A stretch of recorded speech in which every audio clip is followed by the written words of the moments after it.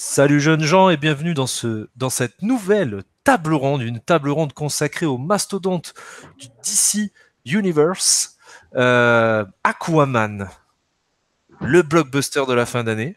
Je ne serai pas seul pour en parler, j'aurai le privilège, l'honneur et la chance d'avoir trois intervenants. Morgane, salut Morgane. Gloup, gloup, gloup, gloup. Ça veut dire bonjour en Atlante. Voilà, il est chaud, sachez-le. Toujours, toujours. Il nous vient des mers des tropiques, c'est le cas de le dire, il est bien chaud. On aura le plaisir aussi d'avoir Philippe. Salut Philippe. Bonsoir à tous. Tout va bien? Ouais, tranquille. En avant. Et bien sûr, le plus grand fan des super-héros de l'écurie d'ici, le plus grand défenseur de l'écurie. Ouais. Non, il aime pas trop quand Non, je l'étais à une époque. Il s'est calmé depuis. Et puis il a vu Suicide Squad. Il y a quelques films qui l'ont refroidi. Salut Adam. Bonjour à tous. Bah, je vous propose qu'on se jette à l'eau avec vos premières impressions sur le film.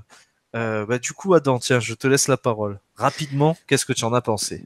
Rapidement, Aquaman, je ne l'attendais pas spécialement. J'avais pas de très grosses attentes, tout simplement parce que Aquaman, bien que je connaisse un peu le personnage, ça fait pas partie des super-héros que j'aime particulièrement. Même si les bandes annonces m'ont donné envie, parce qu'elles montraient des plans extrêmement beaux. Du coup, je me disais, tiens, au moins, visuellement, ça peut donner quelque chose. Et au final, j'en suis sorti conquis. Mais absolument conquis, à tel point que j'estime qu'on a là l'un des plus grands films de super-héros depuis Spider-Man. Ah, quand même, oui. Ah oui. Oui. Et il y en a un paquet qui sont passés depuis. Ah oui, tout à fait. Ouais. Mais ça fait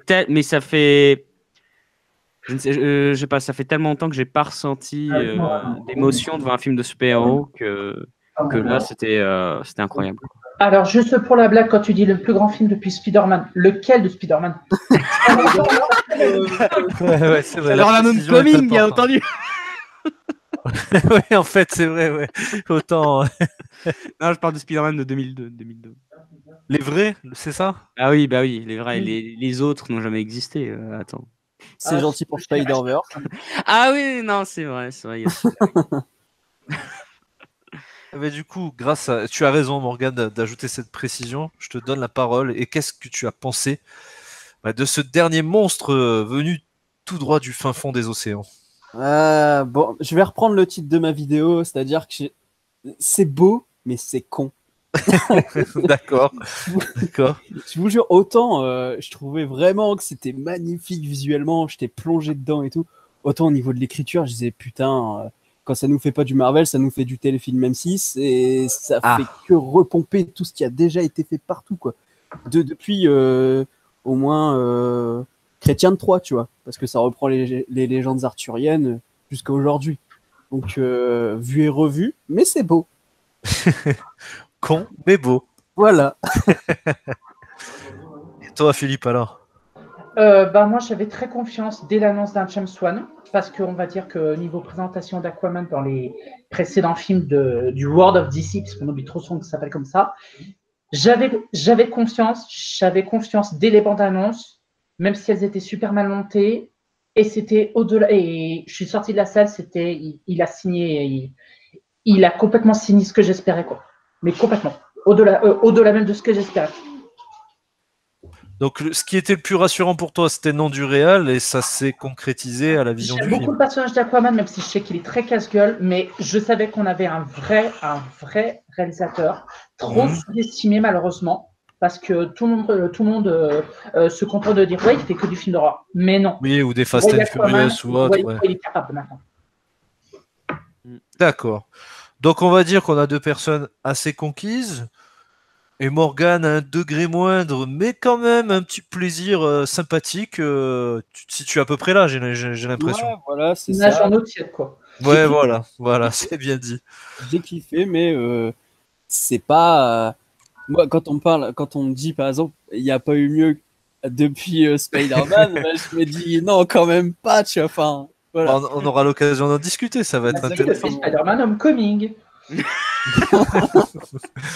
Ah là là là là là là.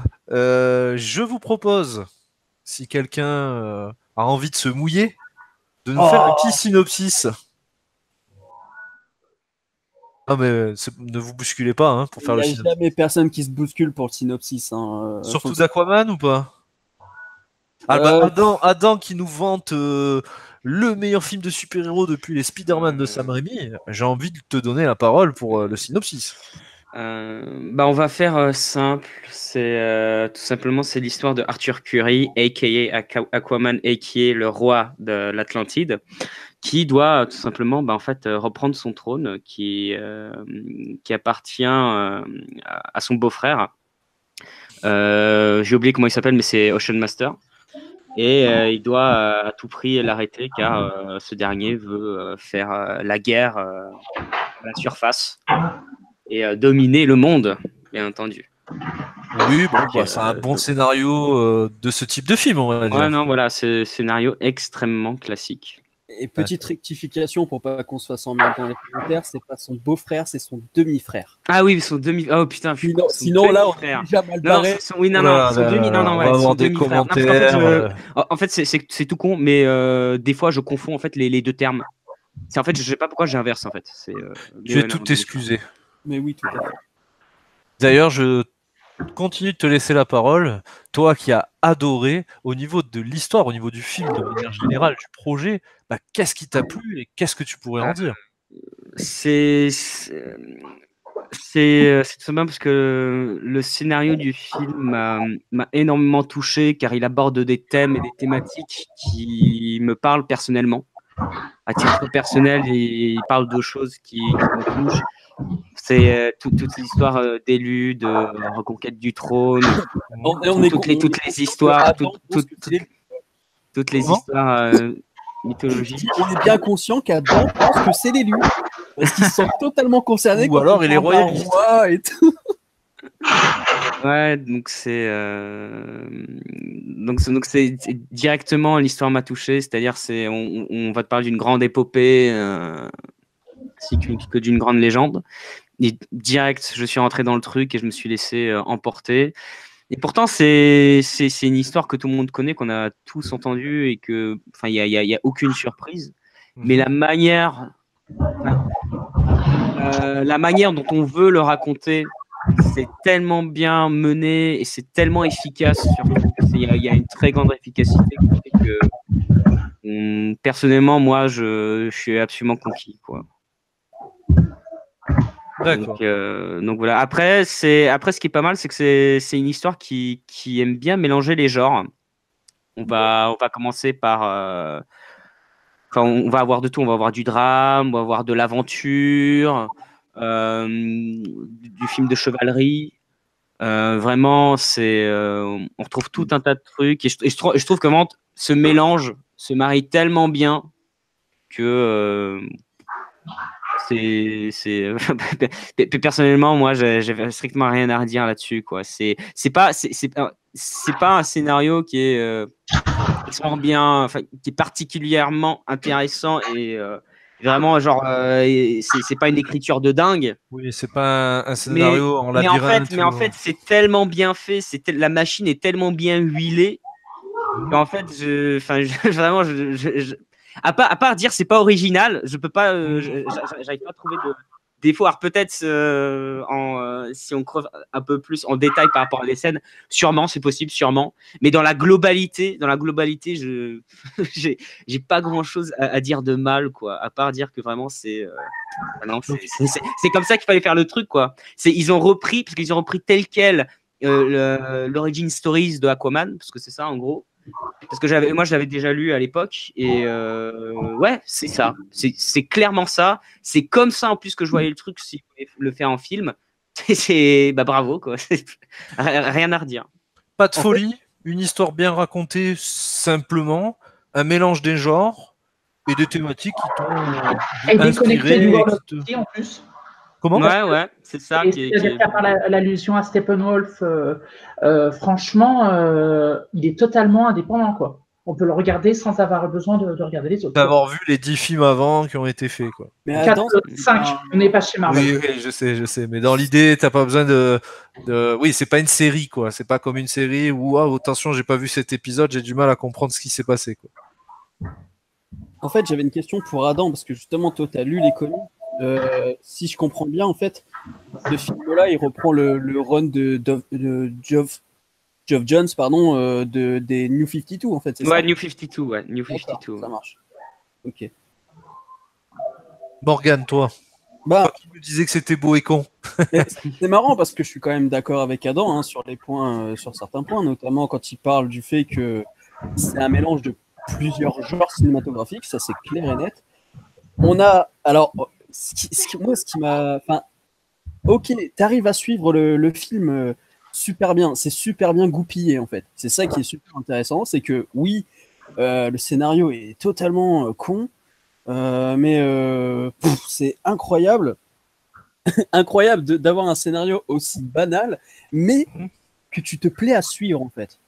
Donc, moi, je suis à la fois conquis parce que je me dis putain, ils ont réussi à m'avoir avec un truc aussi banal. En même temps, je me dis ouais, mais faut peut-être pas me prendre trop pour un con. Surtout que la première séquence. Mais alors là, c'est là où je me suis dit ouais, il y a quand même pas mal de ce côté téléfilm M6, tu vois, justement, parce que ma daronne, elle les regarde, ces téléfilms, et du coup, ben, je peux y jeter un œil de temps en temps, mais pas trop longtemps, sinon mon cerveau fond. et je vois ça, je dis, oh, putain, la manière dont c'est raconté par Arthur en voix off, plus les images, ce côté cucu, la praline, machin, genre, oh putain, je me suis dit, c'est incroyablement... Ah, mais moi j'ai adoré, tu vois. Moi, c'est. Moi, j'étais conquis, mais vraiment, le début. Mais tu parles d'un côté niais. Moi, je comprends bien. Mais moi, personnellement, ça m'a. Je sais pas pourquoi. Et pourtant, je suis pas quelqu'un qui est sensible à ce genre de. Vraiment, je sais pas. C'est ça, c'est pas mon genre de regarder ce genre de truc. Mais pourtant, alors je pense parce que c'est Nicole Kidman. Je sais pas pourquoi. Mais vraiment. Non, mais vraiment, je sais pas pourquoi. Mais quand j'ai vu Nicole Kidman, je sais pas pourquoi tout d'un coup, j'ai fait OK. Ok, j'y crois en fait. J'étais en mode, j'y crois en cette histoire. En fait, je suis vendu. Je sais pas pourquoi, mais j'étais en mode, ok, vous m'avez acheté, je suis vendu. Je rentre dans le truc et j'en sors plus, tu vois. Parce qu'en fait, il y a un côté qui est extrêmement premier degré, hein, mine de rien. C'est-à-dire que le film, il se prend au sérieux du début à la fin.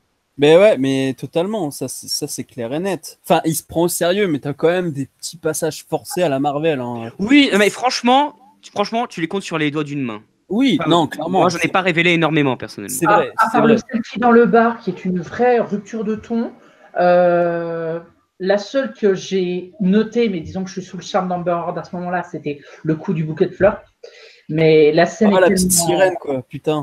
elle est trop belle, quoi. Le ralenti, la lumière, la photo, elle est trop belle. C'est-à-dire que tu es tellement sous le charme de la photo, du côté un peu romantique, du passage en Sicile, que quand tu la vois manger son bouquet, tu t'en fous parce qu'elle est trop belle.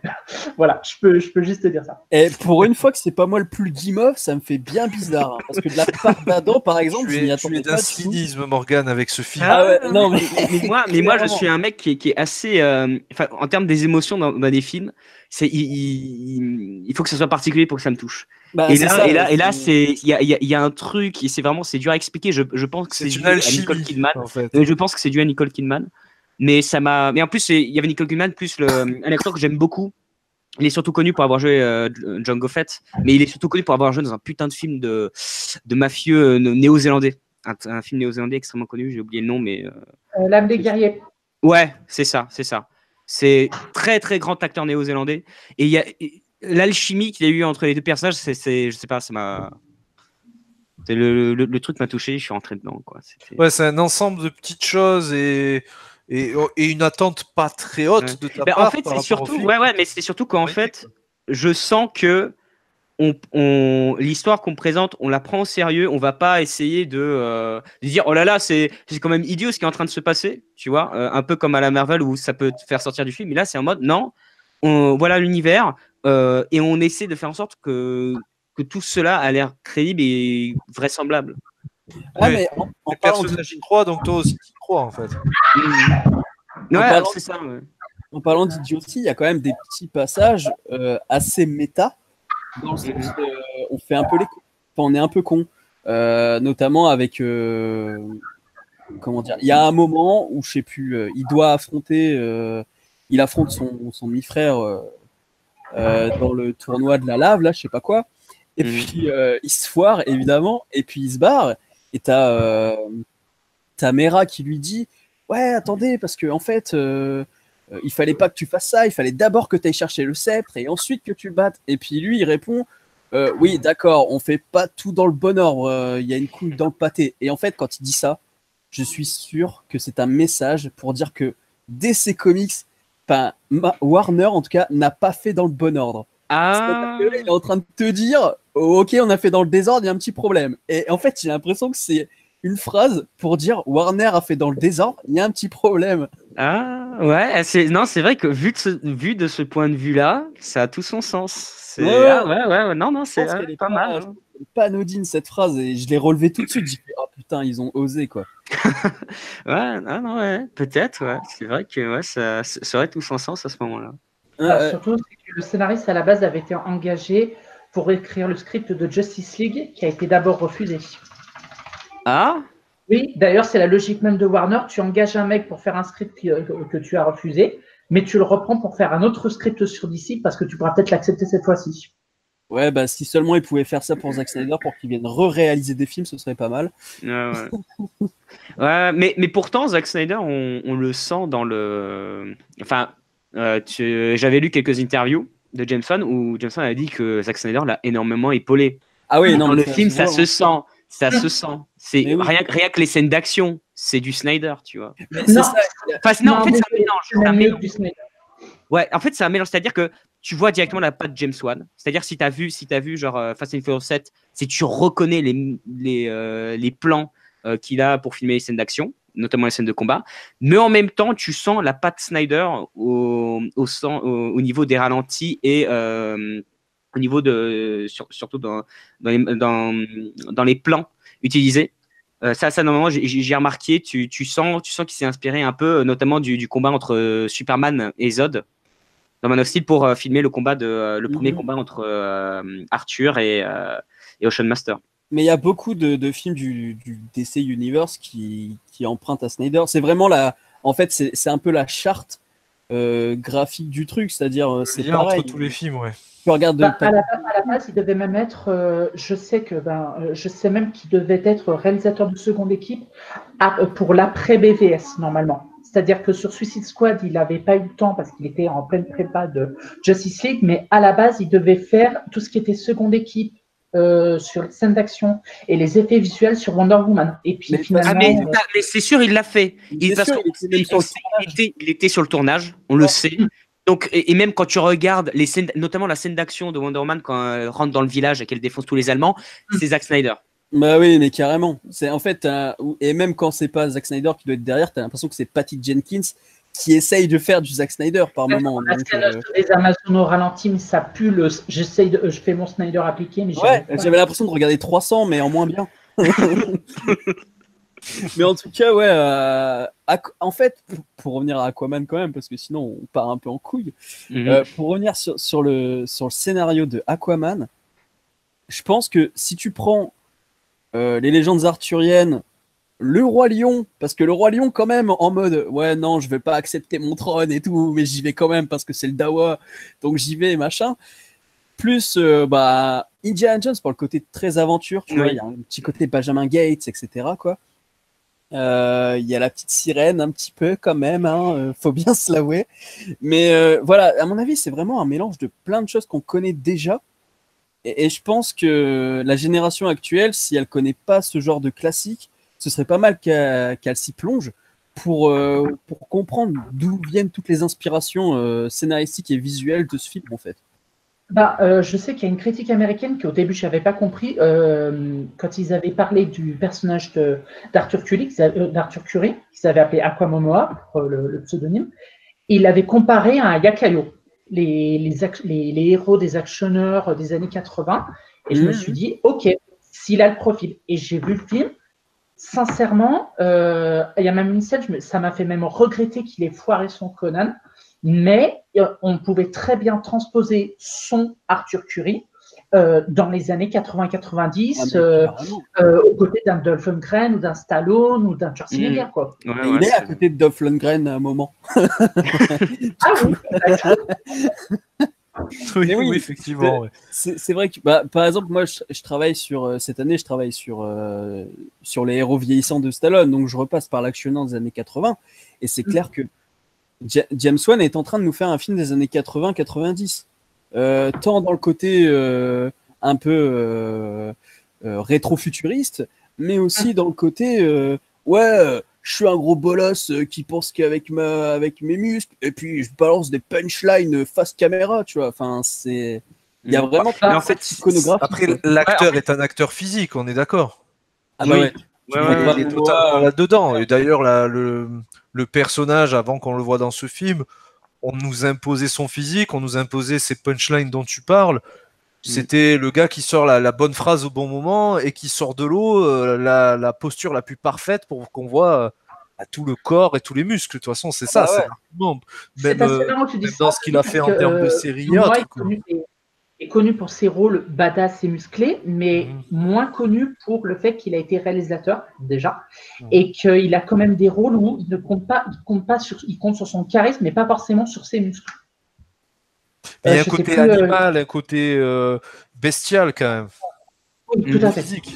Oui, de toute manière, même quand tu regardes toute la promo qu'il y a eu autour d'Aquaman, quand tu voyais Jason Momoa, mais le mec, c'est le mec, à chaque fois, il faisait un peu n'importe quoi, tu vois, genre il arrivait avec un trident à l'avant-première, il faisait tu vois, c'est un mec qui est, enfin, il donne l'image d'un gars qui est assez. Il a joué à fond son rôle. Ouais, et genre absolument pas subtil, tu vois. Bien sûr. Vous auriez aimé voir un Aquaman plus light, plus subtil? En fait, le personnage de base est comme ça. Quand tu regardes dans les comics, le personnage de base est c'est un mec assez réservé, en plus blond aux yeux bleus avec la coupe vraiment genre parfaite. Le premier de la classe. C'est ça, oui, c'est ça, tu vois, genre le mec trop parfait. Et là, ils auraient utilisé le Aquaman, celui qu'on voit notamment dans la série Justice League. Celui avec les cheveux longs à la barbe et même qui a pas de bras, qui a une sorte de trident à la place d'un bras. Et donc du coup, moi ça me gêne pas qu'ils utilisent cette vision-là du personnage. Côté viril, tribal, un petit peu des îles, ça le fait, ça reste dans l'élément de l'eau. C'est énormément d'un The Rock. C'est-à-dire que je trouve qu'il emprunte énormément en termes de charisme et de capital sympathie, aussi bien à l'écran que derrière l'écran, en vie privée, c'est-à-dire pendant la promo, au capital sympathie d'un The Rock. Oui. Après, moi, ce que je peux reprocher, enfin, pareil, on a voulu faire un film un peu moins sombre, donc du coup. Ils ont envoyé les couleurs, hein? Ouais, non, mais je veux dire même dans le ton, tu veux dire? Ouais. Et c'est-à-dire que en fait, moi par exemple, j'ai vu l'animé Justice League, le Trône d'Atlantis, et donc c'est pareil, c'est une origin story sur Aquaman. Et en fait, moi, je pense que ce qui me manque un petit peu dans ce film et qu'on pouvait avoir un peu au début lors du sauvetage du sous-marin, c'est le côté Namor, tu vois, de chez Marvel, un petit côté un peu plus qui ressemble plus à Ocean Master. Parce que Aquaman a ce côté-là aussi, tu vois. Genre, ouais, les gars, attendez, je veux bien vous aider, mais me cassez pas les couilles et faites pas chier la mer. Il y a ce côté-là que tu retrouves un peu moins, je trouve, dans ce film-là. Tu vois, il y a un côté extrémiste qui est un petit peu moins présent, je trouve.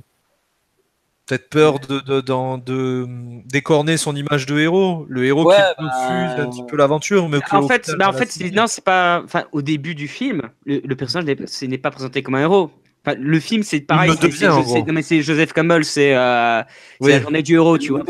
Au tout début du film, lorsqu'il vient sauver. Tu refuses l'aventure et au final, t'y vas. Ouais, non, mais même c'est pire que ça. C'est pire que ça. C'est-à-dire, au début, c'est limite un anti-héros. C'est-à-dire qu'il vient sauver un sous-marin russe, mais il bute tous les méchants qui sont en bord. Le Aquaman, il tue des gens. Hein. Peut-être que c'est pas montré directement, mais il tue. Je veux dire, quand il arrive dans le sous-marin, il bute tout le monde et il bute le père de Black Manta. Tu vois, enfin, il le bute pas directement, mais il le laisse crever. Il le laisse crever. Ouais. Et quand Ça m'a tu fait vois, penser à Batman moi, quand j'ai vu ça, je me suis dit, waouh, putain, les gars, ils y vont à fond. Limite, il est trop. Il est trop sombre, tu vois, Aquaman, il est trop dark. On dirait Batman, tu vois. Et il devient plus humain au fur et à mesure, quoi. Oui, c'est ça, ouais. Plus Ça, empathique. c'est limite la note d'attention de DC, c'est-à-dire on a un héros qui est aussi badass que le Batman de BVS, mais cette fois-ci on ne fera pas la même erreur parce que cette fois-ci il y a des blagues et c'est coloré. Oui, il y avait un peu, on va essayer de se racheter et on va essayer de confier ça quand même à quelqu'un qui arrive à faire quand même de belles choses. C'est un euphémisme. Après, la question de son look, parce que normalement, c'est un blond aux yeux bleus, machin. Donc, tu as le Avec un mythe, costume un peu bizarre aussi. Bah, disons que certaines versions, quoi. je sais pas d'où ça vient, ce côté blond aux yeux bleus, mais on connaît tous le mythe des Atlantes, des Ariens, etc. Et là, je me suis dit, en fait, c'est vraiment pas con de ne pas avoir fait un blond aux yeux bleus. Parce que si on suit la logique arienne, etc., et ben ouais, alors ouais, là ça part sur un point Godwin. Mais en fait, comme c'est pas un Atlante de sang pur, et ben c'est intéressant justement qu'il soit pas blond aux yeux bleus. C'est Parce que quand tu regardes sa famille à lui, c'est que des blonds aux yeux bleus. Et selon les catégories, enfin les différentes tribus d'Atlante, bah t'en as, ils sont plus ou moins évolués, ou alors c'est des rouquins, tu vois, donc du coup ils sont un peu méprisés par rapport aux blonds. Il fait pas partie des élus sur le papier, il est métis, il est pas totalement comme les autres. Ouais, mais on l'appelle tout le temps le sang mêlé, tu vois, on l'appelle le bâtard. Il y a un côté vraiment, on va essayer de dégrader son image, c'est-à-dire quand tu as le premier combat entre lui et son demi-frère, il n'y a pas écrit genre Arthur Curry, prétendant au trône, machin, a écrit bâtard, tu vois. C'est half-breed, tu vois, genre sans mêler, tu vois. Il est dénigré. Par ses origines et non par ses actes. En fait, il y a un côté un peu, si vous avez joué à Witcher, t'as la même représentation de Geralt dans les jeux Witcher. À chaque fois, on va le traiter de mutant, de inhumain et un peu de jalousie, un peu de défiance. Voilà, et d'un côté, je trouve que le Aquaman de Jason Momoa se rapproche pas mal d'un Geralt au niveau de la personnalité et de au niveau de la personnalité et puis même au niveau de l'aura et de la manière dont les gens le considèrent. On retrouve pas mal de ça, je trouve. Ce qui peut raccourcir aussi la distance entre le public et le personnage. Il n'est pas trop parfait non plus, il n'est pas non plus le meilleur dans son élément. Au début, on nous montre direct que c'est pas un mec qui a, on va dire, qui aspire à de grandes valeurs, à la justice. C'est-à-dire, il vient aider des gens dans le besoin, mais c'est pas parfait, quoi. Voilà, c'est pas un Superman. On est très très loin d'un Superman. On est même pas loin du gros bof, hein, c'est-à-dire ouais papa viens on va se bourrer la gueule. On va se bourrer. C'est vrai qu'au niveau de l'alcoolisme, on avait eu l'occasion de le voir à l'œuvre. J'ai une question par contre. Pendant l'épreuve du cercle de feu, on parlait tout à l'heure de quand il se fait traiter de bâtard, etc. Est-ce qu'on reste tout le temps du point de vue d'Arthur, ou est-ce qu'il y a un seul moment, on a le public qui le hue ou qui l'insulte ou quoi que ce soit? Si, ça se voit. Un moment, on le voit. Et d'ailleurs, la toute première fois, quand ils sont face à face et que tu as son demi-frère qui commence à faire le speech, et bah, il y a tout le monde qui est pour le roi. Et dès qu'on parle de Arthur Curry, à ce moment-là, les gens le huent en traitant. Il y a un moment, je crois qu'on voit quand il le traite. Mais d'ailleurs, là-dessus, il y a un truc qui est assez dommage. C'est que justement, il y a cette tension en mode il est hué et tout. Et tu as une sorte d'affichage point fort et point faible. Et là, en fait, ça désamorce totalement ce côté anxiogène parce que, en fait, c'est un truc humoristique qu'on dit que Aquaman, il a aucune qualité et qu'il a que des faiblesses. Et ça, j'ai trouvé ça dommage parce que je me suis dit, putain, tu sens qu'il est oppressé par ce qui l'entoure et d'un coup, ils te mettent ce petit affichage un peu humoristique. J'ai trouvé mais c'est pour le ridiculiser. C'est pour le ridiculiser, en fait, tu vois. Moi, j'ai vu ça comme ça. Et ça enlève aussi le sérieux de la scène, quoi. De la manière dont c'est filmé, tu vois, ça aurait été des commentaires. Mais ça dure 2 secondes, hein, ça dure 2 secondes et c'est juste l'image, c'est même pas on en parle, c'est oh, regardez, il y a des statistiques. Et puis voilà, moi ça m'a plus donné une information sur le niveau de technologie de l'Atlantis, c'est-à-dire que les gars, même dans des combats, ils sont capables de t'afficher des hologrammes sous l'eau en te mettant des stats. le personnage. T'es quand même un peu de mauvaise foi, là. C'est-à-dire. Non, mais il y a une autre question que je me pose. Ils mettent ivrogne pour se foutre de sa gueule, mais Voilà, Ah ouais enfin, Ah, mais remarque, ça, je l'avais pas vu. Mais Alors, c'est, alors, en fait, j'avais pas vu. quand tu lis les trucs, c'est vraiment des trucs genre. Ah, mais j'ai pas eu le temps. on est- Alors, oui, j'ai pas eu le temps. il y a rien de. C'est pas technique. Ah, ivrogne. Ah, On est dans la alors, blague, j'ai pas quoi. vu. Alors, j'ai pas vu.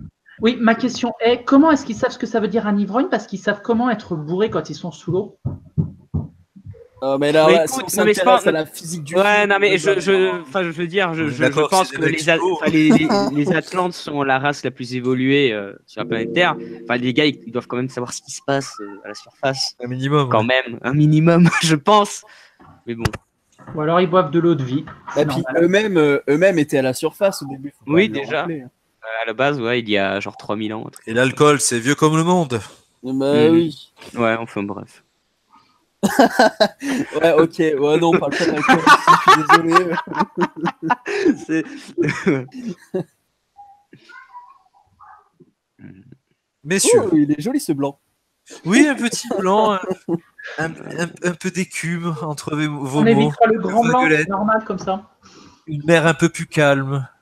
Au niveau de l'histoire, est-ce qu'il y a vraiment des points? Parce que j'ai compris. Moi, j'ai pas vu le film, donc ça me permet de voir un peu ce que ça donne. C'est simple, basique, sans faire de mauvaises blagues. Il y a un univers qui est en place, on ose des choses, on n'a pas peur du ridicule, on va un peu sur du très concret, du très premier degré, quelques touches second degré, mais bon, ça, on a du mal à y échapper aujourd'hui avec les blockbusters. Finalement, la mayonnaise prend bien, si j'ai bien compris. Un peu concon, petite sirène, je t'oublie pas Morgane, parce que je pense que c'est important de mettre ça aussi en contrepoint, en contrepartie de tout ça. Est-ce qu'il y a quelque chose de surprenant au niveau de l'histoire, ou vraiment on est sur Origin Story, il a tout pour pas y arriver et au final il y arrive, quoi, en gros. Ah, C'est- oui, c'est vrai que maintenant que tu dis, excuse-moi, attends, c'est parce que Non, ça- vas-y. je dis ça en tête tout de suite. La manière dont c'est raconté, ça c'est super intéressant. La manière dont ces origines sont racontées, là c'est cool parce que j'ai failli oublier ça, mais c'est super important. C'est les flashbacks sont super bien imbriqués avec tout le reste et du coup on arrive à suivre une aventure tout en ayant une origin story en flashback, tu vois. Donc ça donne un bon rythme au tout, j'imagine. Exactement, et ça donne un coup de fraîcheur à l'origin story qui n'est pas linéaire, tu vois. Oui, on Donc, n'est pas ouais. sûr. Oui, je vois. Ah, C'est les passages quand il est petit, c'est ça? Ouais, c'est ça. En fait, on le voit grandir. Hein. Chaque flashback, il est à un certain âge. Ouais, un stade d'évolution de sa vie d'homme, quoi. Ouais, et du coup, ouais, je trouve ça super intéressant parce qu'en plus, on comprend comment il a commencé de plus en plus à se méfier de tout le monde, tout simplement. Donc ouais, non, ouais, c'est vrai que là-dessus, sur la manière dont l'origin story est racontée, ouais, ça c'est vrai que c'est intéressant et que c'est pas négligeable. Ouais. Après, On ça, pas ça, dans ça une reprend- facilité et un côté un peu plan-plan, on va dire. Non, Bah- mais après, ça reprend le schéma classique de la journée du héros, c'est-à-dire le truc en 3 actes avec. Oui. Il y a tout, c'est-à-dire vraiment, tu reprends le schéma classique de tous les films d'heroic fantasy, d'aventure, ainsi de suite. Ah oui, Tu mais t'en coches as toutes les énormément, cases, mais il y a tout. On retrouve Ah tout, oui. tout. Donc tout, ça veut tout. dire que c'est bien respecté et ça fonctionne Ouais. plutôt bien. Parce Mais que ouais, ça mais intéresse voilà, les narrations et les cultures. Donc c'est ça, cool. mais en plus, tu sais, quand on parle de ça, faut pas prendre ça comme un défaut parce que au c'est contraire. la dramaturgie. Oui, Lisez Lavandier, comme dirait. C'est l'histoire de certains. l'humanité, quoi. Lisez Lavandier. La dramaturgie, qu'est-ce qu'il faut dans une bonne histoire? Du conflit. Faut le savoir. Du C'est, drame, du conflit. Ah, mais ce sont des schémas narratifs qui existent depuis la Et ça nuit des marchera, temps. hein. On est en train d'en ça parler marche, aujourd'hui, mais mais dans c'est le- 100 ans, 200 ans, le ça sera la même scénario chose. Hein. C'est le scénario type. Ça a fait ses preuves, ça fera toujours ses preuves. Bien sûr. Et voilà, après, pour que tu t'intéresses vraiment, il faut que ce que tu vas présenter, le monde dans lequel tu présentes, l'univers, en fait. Ouais. surtout les personnages, surtout là-dessus que ça va jouer, surtout au niveau des personnages et de leur caractère, il faut que ça se démarque par rapport aux autres films qui reprennent cette histoire-là. Oui, il suffit pas d'appliquer bêtement le schéma, il faut aussi savoir l'appliquer, le raconter, y apporter. Il faut lui donner du caractère, en fait. Et voilà, étoffer le tout, quoi. Moi, je rajouterais juste une chose, ça sera par rapport au dosage de l'émotion. C'est-à-dire que on parle d'Aquaman, de sa relation avec son père, mais également sa mère, et on parle du parcours du héros, justement, mais on se rend compte que jusqu'au bout, jusqu'à l'épreuve initiatique qui va faire de lui un héros, il n'a pas envie d'être un héros. C'est justement en acceptant qu'il est, parce qu'il s'est rendu compte de sa destinée à un moment précis. Mais surtout, l'autre point qui m'a vraiment surpris, mais qui malheureusement n'a pas été traité jusqu'au bout parce que ça aurait été trop manichéen, c'est qu'on a le bad guy qui a autant d'émotions dans son développement avec son père qu'Aquaman pratiquement. Oh, on est un peu sur les deux sont mis en parallèle en plus.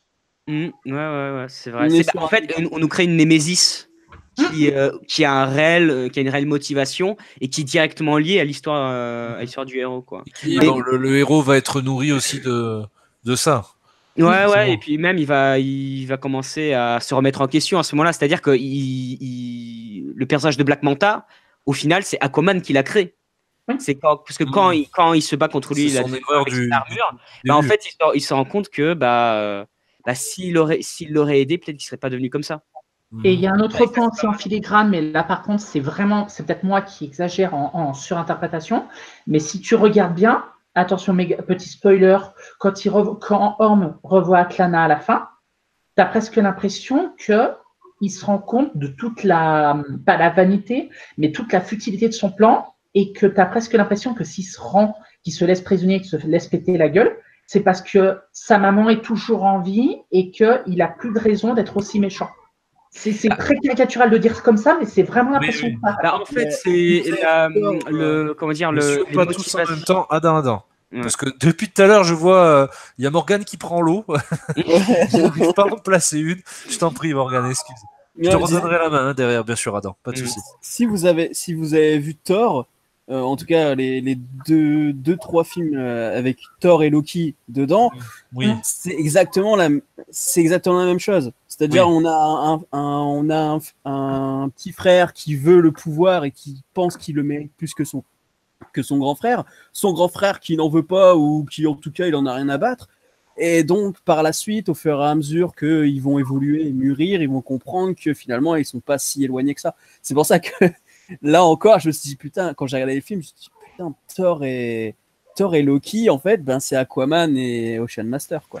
Après, c'est là aussi deux studios, deux univers qui se parlent, se répondent avec des effets miroirs dans tous les sens, bien sûr. Et depuis le début, hein, on est d'accord. Hein. Après, des films, ça existait bien avant tout ça. Hein. C'est clair. Après, à cela qu'il y a de différence, que les objectifs ne sont pas les mêmes. C'est que Ocean Master, c'est vraiment au niveau des objectifs où c'est plutôt les mêmes entre Ocean Master, Aquaman et Thor et Loki. Mais après, pour revenir à... Après, il y a le ton général du MCU qui doit un peu atténuer le tout aussi, ce qui est normal. Ouais, aussi, mais c'est surtout que c'est pas raconté de la même manière et que les enjeux sont pas les mêmes également. Heureusement. Mais pour en revenir en fait, aux objectifs d'Ocean Master, quand il décide d'abandonner, en fait, c'est un mélange de tout plein de trucs. C'est qu'en fait, il veut faire la guerre à la surface parce que il est les gens de la surface, mais pour tout un tas de raisons. La première, qui est la plus profonde, c'est là d'où vient l'origine du mal. C'est tout simplement parce que sa mère est morte à cause d'eux, c'est-à-dire qu'elle a fait elle s'est liée avec un humain, elle a fait un enfant et à cause de ça, elle a été rejetée et envoyée dans le Tartare des océans. Donc c'est là d'où vient le point d'origine de sa haine, mais également tout le côté les hommes polluent, ils chassent les baleines, et ainsi de suite. Alors après, ce côté-là on doit en parler genre 2-3 fois dans le film, mais c'est très en fait ça se voit que le film il veut pas que s'il rentre à fond dans le truc, ça devient un film trop politique. Tu sens vraiment les mecs de voir ridicule avec leur cité en train de dire là c'est la direction de BVS, vous allez pas par là. C'est ça, et puis voilà, il veut pas avoir le même problème qu'ils ont eu avec BVF où c'était un peu trop politique. Ouais. Non, ils veulent élargir un maximum, c'est-à-dire que si tu commences à faire un truc écolo, t'as tous ceux qui ont voté pour Trump qui vont dire ah non, c'est n'importe quoi. Il n'y a pas que, t'as la Chine et le Japon aussi. C'est parce que je prends les États-Unis.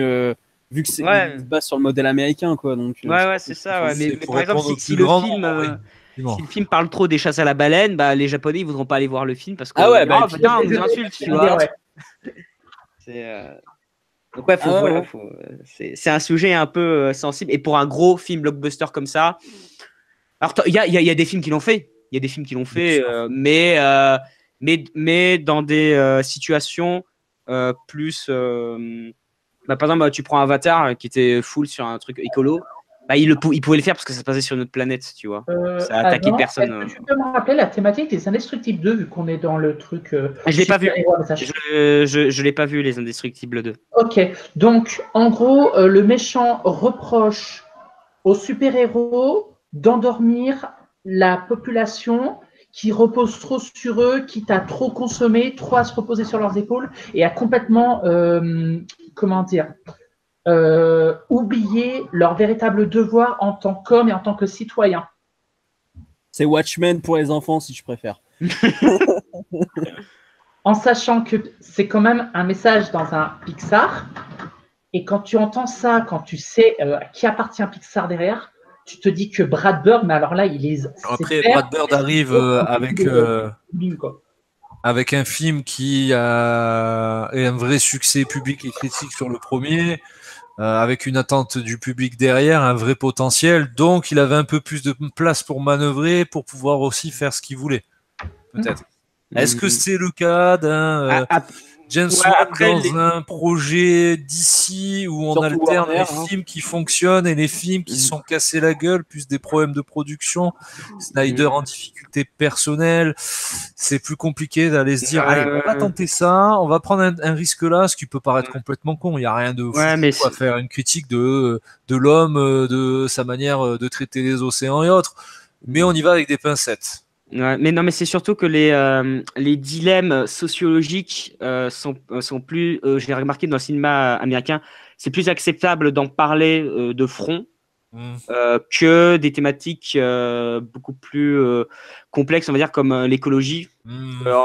Parce qu'en réalité, en écologie, la plupart du temps, à part dénoncer, oui. C'est tout, quoi. En fait, ça va dénoncer et du moins dans des après, il propose, ça va proposer des alternatives, mais la plupart du temps, c'est extrêmement naïf et utopique. Oui, on n'est pas dans des Oui. Et ça aurait pu être ridicule aussi.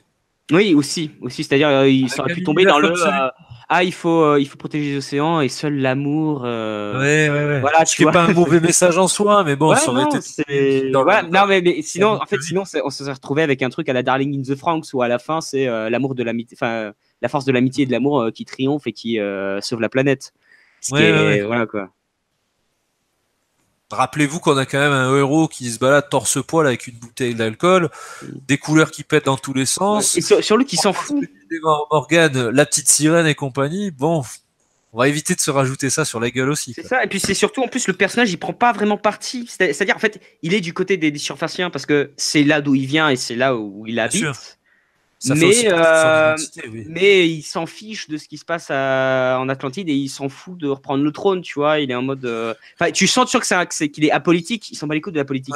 Il en a rien à foutre. Il essaie déjà de sauver son cul, quoi. C'est ça. Ouais. Même à un niveau intradiégétique, c'est-à-dire qu'au-delà de l'aspect message du film, est-ce que déjà en termes d'adaptation, Warner voulait quelque chose avec du fond? Non. Est-ce que dans le comics, il y a réellement ce fond écologique dans le Run New 52? Non. Et est-ce que dans la plupart des films de James Wan, il y a un fond politique ou sociologique derrière? Non plus. Oui, donc c'est plutôt cohérent. Ouais. Avec les forces en place, oui. Après, petit truc par rapport à l'écologie, il y a quand même de la référence, et là c'est plutôt au niveau de la mise en scène, il y a une scène, c'est référence à un maître des propos écolos, Miyazaki. Il y a la scène du raz-de-marée, c'est pognon sur la falaise, quoi. Oui, avec un porte-avions par contre cette fois.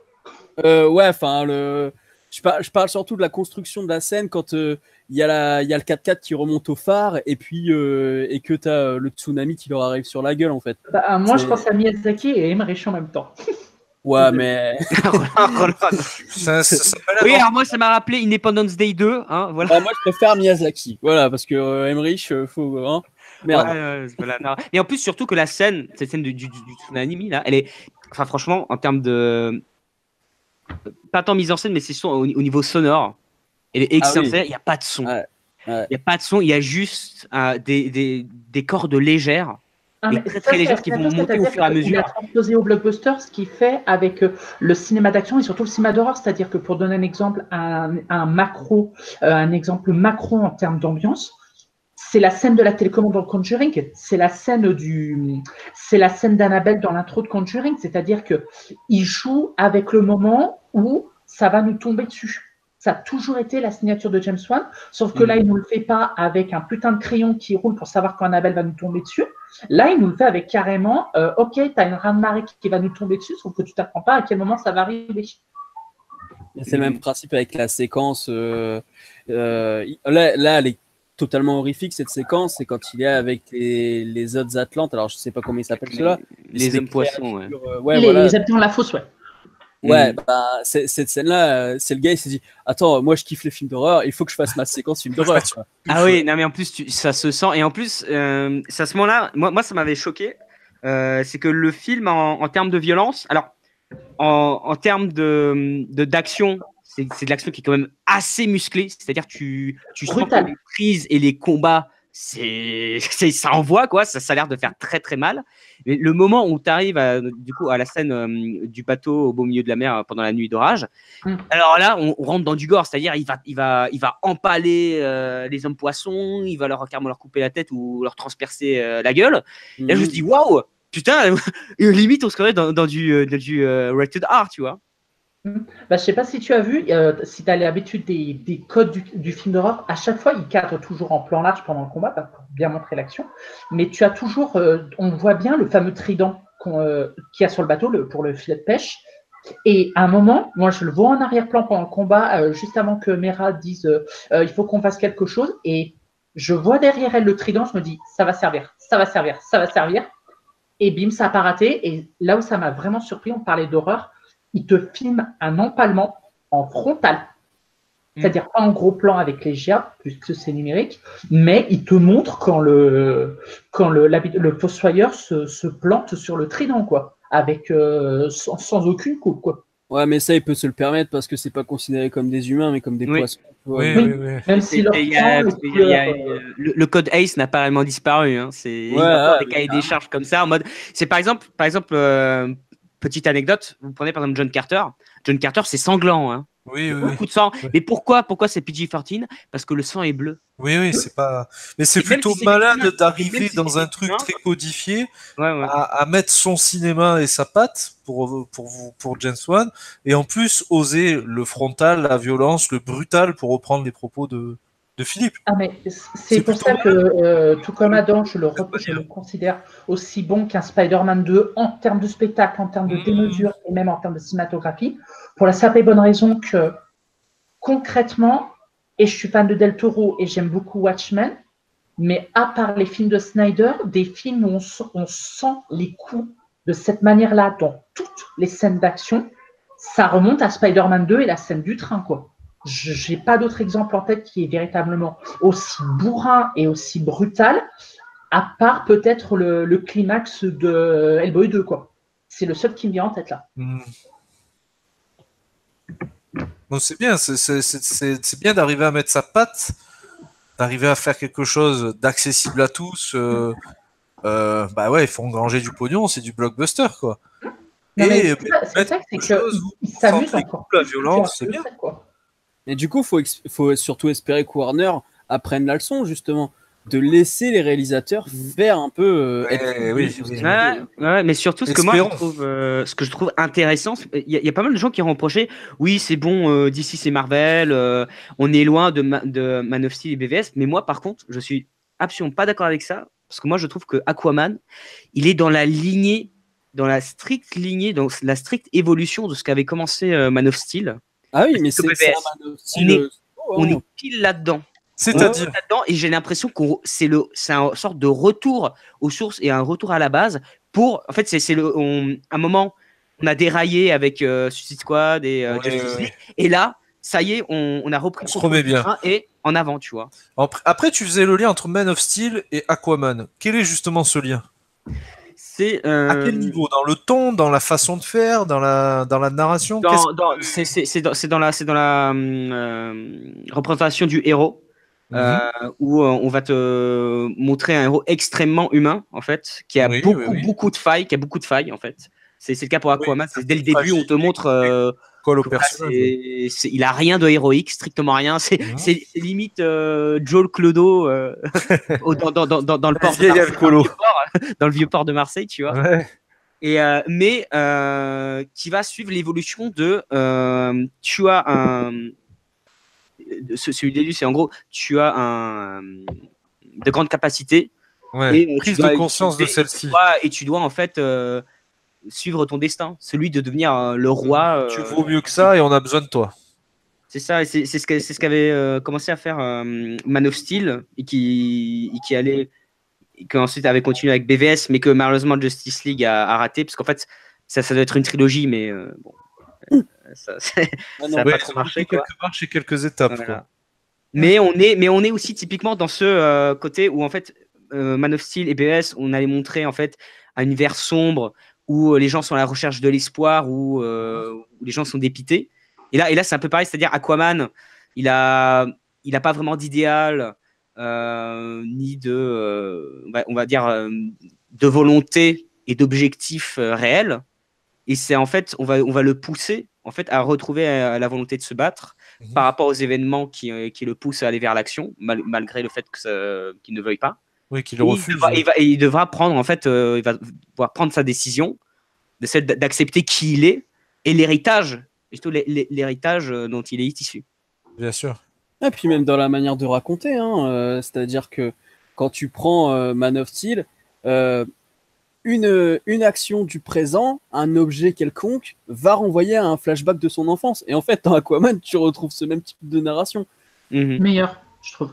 Parce que comme tu citais tout à l'heure, le coup des flashbacks, mais au niveau des transitions, mais c'est du jamais vu. Le travelling circulaire, il est intéressant dans Aquaman. C'est vrai que dans Man of Steel, on est dans du flashback clair et net, et à la fin du flashback, il s'est passé un truc et puis tu sais pas comment t'es arrivé là. C'est vrai qu'il y a ce côté-là. Il y a peut-être une maîtrise aussi du personnage qui est connue en fait de tous pour Superman. Ouais, du coup, peut-être le cas sur Aquaman, donc tu es plus ouvert à la découverte et plus facilement pris dedans en fait. Il y a un côté surprenant en fait. C'est vrai qu'il y a ce côté-là parce que Aquaman au final, voilà, c'est pas un héros si populaire que ça. Donc du coup, si tu rentres plus facilement parce que tu es plus facilement intéressé. Aquaman of Steel, c'était plus compliqué parce qu'il y a eu déjà une platée de films Superman. Il y a eu des films, et tout le monde connaît l'histoire de Superman. Ce qui fait qu'il y a beaucoup de gens c'est ça, c'est pourquoi il y a beaucoup de gens pour Man of Steel, ils se sont dit le film, on sait pas trop ce qu'il va essayer de nous raconter parce qu'on connaît déjà l'histoire. Si tu n'as lu aucun comics, vu aucun film ou dessin animé ou quoi que ce soit de Superman, tu sais qui c'est quoi. Oui, mais c'est ça. Aquaman, déjà, vu le nom, tu comprends un peu le délire, mais tu n'es pas non plus sûr de trouver quelqu'un qui va... Voilà, il n'y a pas la grande majorité des gens qui connaissent Aquaman. C'est peut-être même la première Man of Steel, il y a eu une référence. On parlait d'héritier de Superman indirect pour ceux qui n'ont jamais lu les comics et les films. Je vous donne juste le nom d'un personnage écrit par Goyer dans Man of Steel, l'homme de main qui se fait foutre sur la gueule à Smallville. Il s'appelle Namek. Histoire que vous puissiez faire le lien avec une autre œuvre qui a pas mal emprunté Superman. Namek, tu parles des petits hommes verts, la Piccolo, c'est ça dans Dragon Ball Z? Tout à fait. Et c'est vrai que si tu regardes bien le parallèle Sangoku, Superman. Oui, c'est vrai. Mais ça, Toriyama, il avait toujours dit. C'est vrai que comme tu parles de Smallville, pour notre génération, enfin la mienne, parce que je sais pas plutôt la mienne, ouais. C'est vrai qu'Aquaman, on peut le connaître, parce que justement, Aquaman, il a été très important dans Smallville. Ça, c'était dans les toutes dernières saisons. Ouais. Quand même au milieu, déjà. Ah bon? Au milieu. Et moi, j'ai regardé pas mal de saisons. J'ai jamais regardé une saison où il y avait Aquaman. Parce que, en fait, il y a eu une période où on a commencé à avoir Aquaman, Green Arrow, Cyborg. Toute l'équipe. Ouais, voilà. C'était un début de Justice League et puis ils ont abandonné l'idée. Je pense que la plupart des spectateurs qui voient le Aquaman version 2018 De ta génération, oui, peut-être les séries. Dans la mouvance actuelle, où je pense que tous ces univers ont donné envie à beaucoup de monde d'ouvrir des comics ou de réouvrir des comics, on a aussi une génération qui, pour eux, Aquaman sera celui qu'ils ont vu au cinéma. Ah oui. Et cette Et version-là c'est est intéressant d'ailleurs. totalement.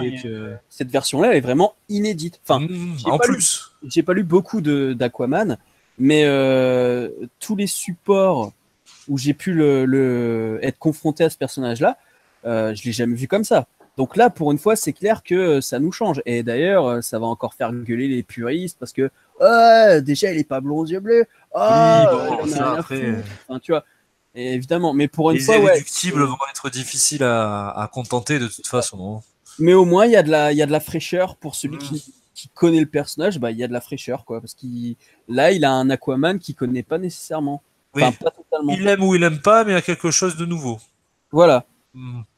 Après, pareil, hein, j'ai pas lu le run. Il n'y a pas de point de comparaison cinématographique sur ce personnage-là. Les références qui se derrière. À part Justice League. Et encore, c'était peut-être un peu le défaut de tout ça, c'est de faire popper des personnages. Alors, on a eu le coup de la clé USB, puis on a eu le coup on constitue l'équipe rapidement avec Batman en espèce de... Excusez-moi le blasphème, de Nick Fury qui fait ça en 5 minutes. C'est un peu compliqué, quoi. Ouais, mais en fait, c'est surtout ce qui est aberrant, je trouve, c'est une fois que tu as vu Aquaman, tu te rends compte que Justice League, c'était un non-événement. Mais c'est ça. C'est en fait, tu te rends compte à quel point Justice League, c'était un non-événement. Alors qu'il aurait rien. Alors que je veux dire, en termes d'enjeu et en termes même de scènes d'action, de visuel, mais Aquaman, il enterre Justice League. C'est-à-dire que quand tu vois Aquaman, tu te dis, mais ce qui se passe là, mais c'est 100 fois pire que ce qu'il y a eu dans Justice League, tu vois. Mais fantasmons un minimum. Imaginons, je vous demande de beaucoup imaginer, pour le coup. On vous sort Man of Steel. On vous fait popper un petit film Batman. Je fantasme beaucoup, On vous fait le Wonder Woman que vous avez vu, le Aquaman, on vous fait le BVS et on vous fait péter la Justice League à la fin. Peut-être pas de cette façon-là, on est d'accord, mais la manière d'amener le tout, peut-être que ça aurait eu une saveur différente. Ah non, mais ça c'est sûr. Et pour toi, Flash et Cyborg, il pue les circuits. Après Cyborg et Flash, pardon, j'ai oublié, mais vous m'avez compris, quoi. C'est pas grave. Forcément une place un peu moindre, pourquoi pas. Et encore, la concurrence a pris le temps de construire son univers. Avengers 1 avait ce côté point culminant à l'époque. C'était inédit à l'époque. Ouais. Bon, en plus, voilà, on a eu Infinity War qui avait aussi ce côté. Tu l'attends, ça s'est construit, que tu aies envie ou non, tu as suivi le délire, et puis au pire, le spectateur comblera les trous. Là, le problème, c'est qu'on a fait les trous avant et on les comble maintenant. Ouais. Après, tu sais, c'est à l'image de ce à quoi ressemble la toute première fois la Justice League se rencontre dans les comics. Tu regardes par exemple celui du New 52. C'est la première fois où les gars ils se rencontrent, c'est en mode n'importe nawak, ils débarquent de nulle part, ils se présentent en 2 secondes et tout de suite ils sont en mode vas-y on devient pote et on combat. Donc cette erreur au final elle est elle est respectueuse de ce qui a été fait. Même dans les comics ça existe, dans les comics ça existe déjà. C'est d'un point de vue cinématographique peut-être. Oui non mais après oui voilà c'est après ça aurait été possible de bien faire. Comme ils ont fait. Mais c'est juste que c'est une mauvaise décision. Vous n'avez pas la sensation du dommage? Si vous avez été contenté c'est pas péjoratif, vous avez été satisfait, c'est peut-être mieux, de ce que vous avez vu dans Aquaman. Bon, vous n'oublierez pas la blessure de Justice League, mais bon, ça va. Justement, la blessure a été pas mal cicatrisée. Mais voilà. Je voulais justement revenir sur. C'est pas que je donne raison à Warner. Alors là, je préférerais plutôt le crucifier pour ça. Snyder, on lui avait quand même dit, ok, tu peux faire rebooter Superman, voire rebooter l'univers d'ici pour amener à la Justice League. Mais je refais l'état des lieux comme le voulait Snyder à la base. Il fait tuer. Superman tue dès le premier film. Superman meurt dans le deuxième film. Oui. Selon le plan de Snyder, Superman devait ressusciter dans le 3e et trahir la Justice League pour rejoindre Darkseid et attendre le 4e ou 5e film pour que enfin il décide à rejoindre le côté du bien. D'accord. Ah oui, donc il y avait quand même beaucoup d'étapes. Donc, On les en a un peu sachant grillés, comment là. ils ont flippé leur race avec la Ouais, polémique ouais. déjà qu'on a eue sur Man of Steel et ensuite BVS, Retour je pense critique, que succès en salle, etc., Mm. etc. exactement. Et d'ailleurs, c'est l'une de mes craintes, c'est que ce qui n'est malheureusement pas le cas dans les comics, c'est que Warner risque de faire la grosse erreur, c'est que là, ils ont mis Diana en avant dans la Justice League parce que c'était celle qui a rapporté le plus avant Justice League. Et là, ce que j'ai très peur, c'est que s'ils reboot Justice League, c'est qu'ils mettent Arthur Curry en homme de tête plus qu'un Clark Kent ou un Bruce Wayne. Oula, voilà. C'est c'est de la peut-être science-fiction, parce ouais. que Mais pourquoi, là, Aquaman, il va dépasser le milliard en box-office. C'est fait. C'est Ça y fait est depuis 7 nuits, ouais. Ah, ok, d'accord. Est-ce Donc, que c'est le film plus le plus gros rentable. succès, c'est celui-ci? C'est celui-ci, là. Ouais. Ah ouais, d'accord. Personne n'a dépassé le Et, milliard. The Dark Knight Rises.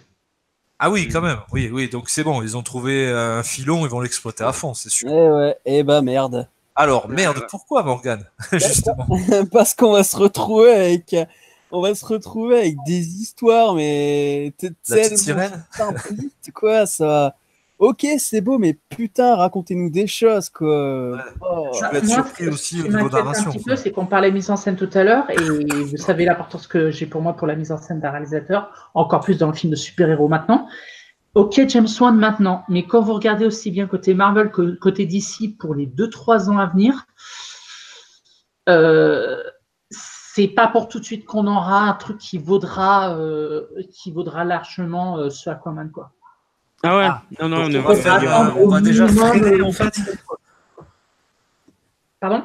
On va freiner donc du coup, déjà. Le réalisateur de Annabelle 2 et de Dans le Noir pour Shazam.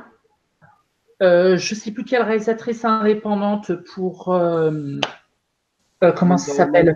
Birds of Prey. Pour Birds of Prey. L'autre réalisatrice, j'ai bouffé son nom, excusez-moi, pour de la traversée du temps pour les New Gods. Todd Phillips pour Joker. Alors ça, Todd Phillips pour Joker, je n'ai toujours pas compris. Quand tu vois la filmo du gars, tu te dis mais qu'est-ce qu'il vient foutre là, quoi. Donc moi, je suis Morgan, ça fait peur, les gars. Les scénaristes de Spider-Man Homecoming pour Flash à la réalisation, parce qu'ils ont signé Game Night cette année. Super, ils vont nous faire un Flash en mode Spider-Man Homecoming. Oui, bah oui. Ça fallait s'y attendre. Hein, c'est Matt Reeves, c'est tout. Oui. Et encore, tu vois, le Batman de Matt Reeves, ça fait depuis 2017 qu'on nous en parle. On n'en sait toujours rien. C'est-à-dire, à la base, le film Batman devait sortir l'année dernière. Il devait sortir en 2018. Là, on ne sait toujours pas. Je suis même pas sûr qu'il se fasse au final, tu vois. Si, c'est prévu. Il commence le tournage l'année prochaine. Donc, Aquaman, j'ai l'impression qu'on commence ce tournage l'année prochaine. Donc, d'ici là, tu peux encore avoir beaucoup de choses, Philippe. C'est vrai. Oui, attention. Ça va très vite du côté de chez la Warner dans la schizophrénie. Fais attention. Mais Warner, j'ai l'impression que de toute manière, Warner, par rapport à Justice League, ils ont vraiment décidé de le rejeter.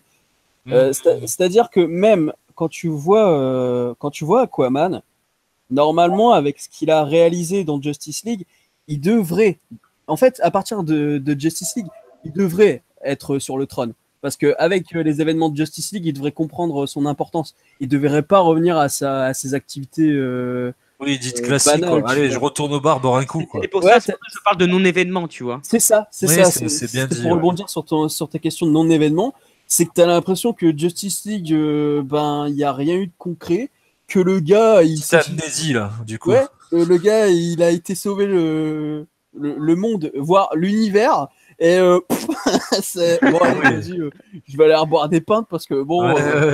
c'est bon, hein, journée de boulot est finie. Alors que justement, dans Justice League, c'est quand même un gars, au départ, qui dit à Bruce, va te faire enculer, je veux pas venir avec toi, et qui, au fur et à mesure, comprend sa place de héros. Donc en fait, j'ai l'impression... Il refait le même chemin dans Aquaman, quoi. C'est ça, Justice League, dans Aquaman, c'est différent. Dans Aquaman, c'est sa place de roi. Parce qu'en fait, il est déjà héros, mais un héros en mode... retour aux sources et aux origines pour lui, quoi. Faut le laisser dans son truc, quoi. Tu vois, moi, quand je vois Justice League, je pense obligatoirement à la série Clone Wars. C'est-à-dire que on a un Anakin qui a évolué comme un ouf pendant 5 saisons, Ouais. Et quand tu arrives à Star Wars épisode 3, eh ben, on retrouve un Il gamin retombe dans fait ses 4. travers, quoi.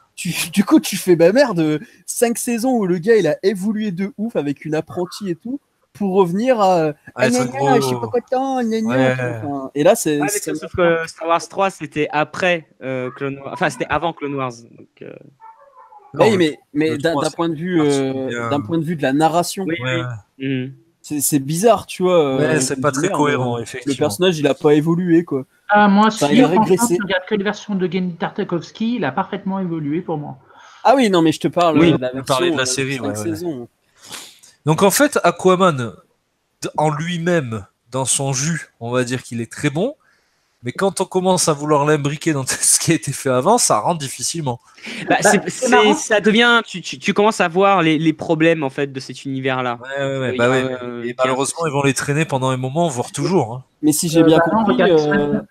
si j'ai bien compris, ils ont décidé de ne plus rien connecter, en fait. Bah, franchement, on dirait, hein. Parce que Parce là, que te parle du DC Universe maintenant. Tu sais, c'est plus le DC Extended Ouais, Universe. c'est World ouais. of En fait, DC. le DC Ouais, Universe, c'est des univers qui cohabitent, qui peuvent se connecter quand ça les c'est arrange. ça. Quoi. C'est-à-dire que quand tu regardes, parce que là, maintenant qu'ils ont leur plateforme VOD, enfin Oui. SVOD, ils sont en train de mettre en place plein de séries, mais qui ne sont pas connectées, contrairement à celles de CW. Et du coup, en fait, c'est des trucs qui sont pas du tout connectés. Et comme si bah, tu avais justement plusieurs univers différents, quoi. Et Ouais, je mais ce qui pense fait que tu as plusieurs fois le même personnage.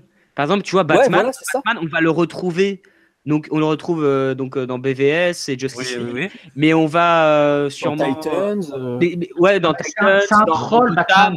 Gotham, je crois encore dans d'autres trucs, mais également peut-être celui parce qu'il y a eu des rumeurs comme quoi celui de Matt Reeves, bah, ça sera pas Ben Affleck. Ouais, peut-être. Ouais, donc ça veut dire que c'est un autre. Ouais. De jour en jour, on dit Ben Affleck ne jouera pas. S'il jouera, non, il ne jouera pas. En fait, on n'en sait rien.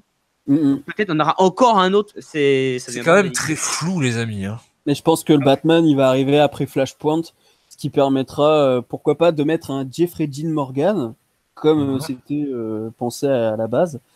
Parce que, en fait, Flashpoint, faut le savoir, c'est un univers qui a été modifié. Enfin, c'est Thomas Wayne qui. Ouais, voilà, en fait, c'est Flash qui va tellement vite.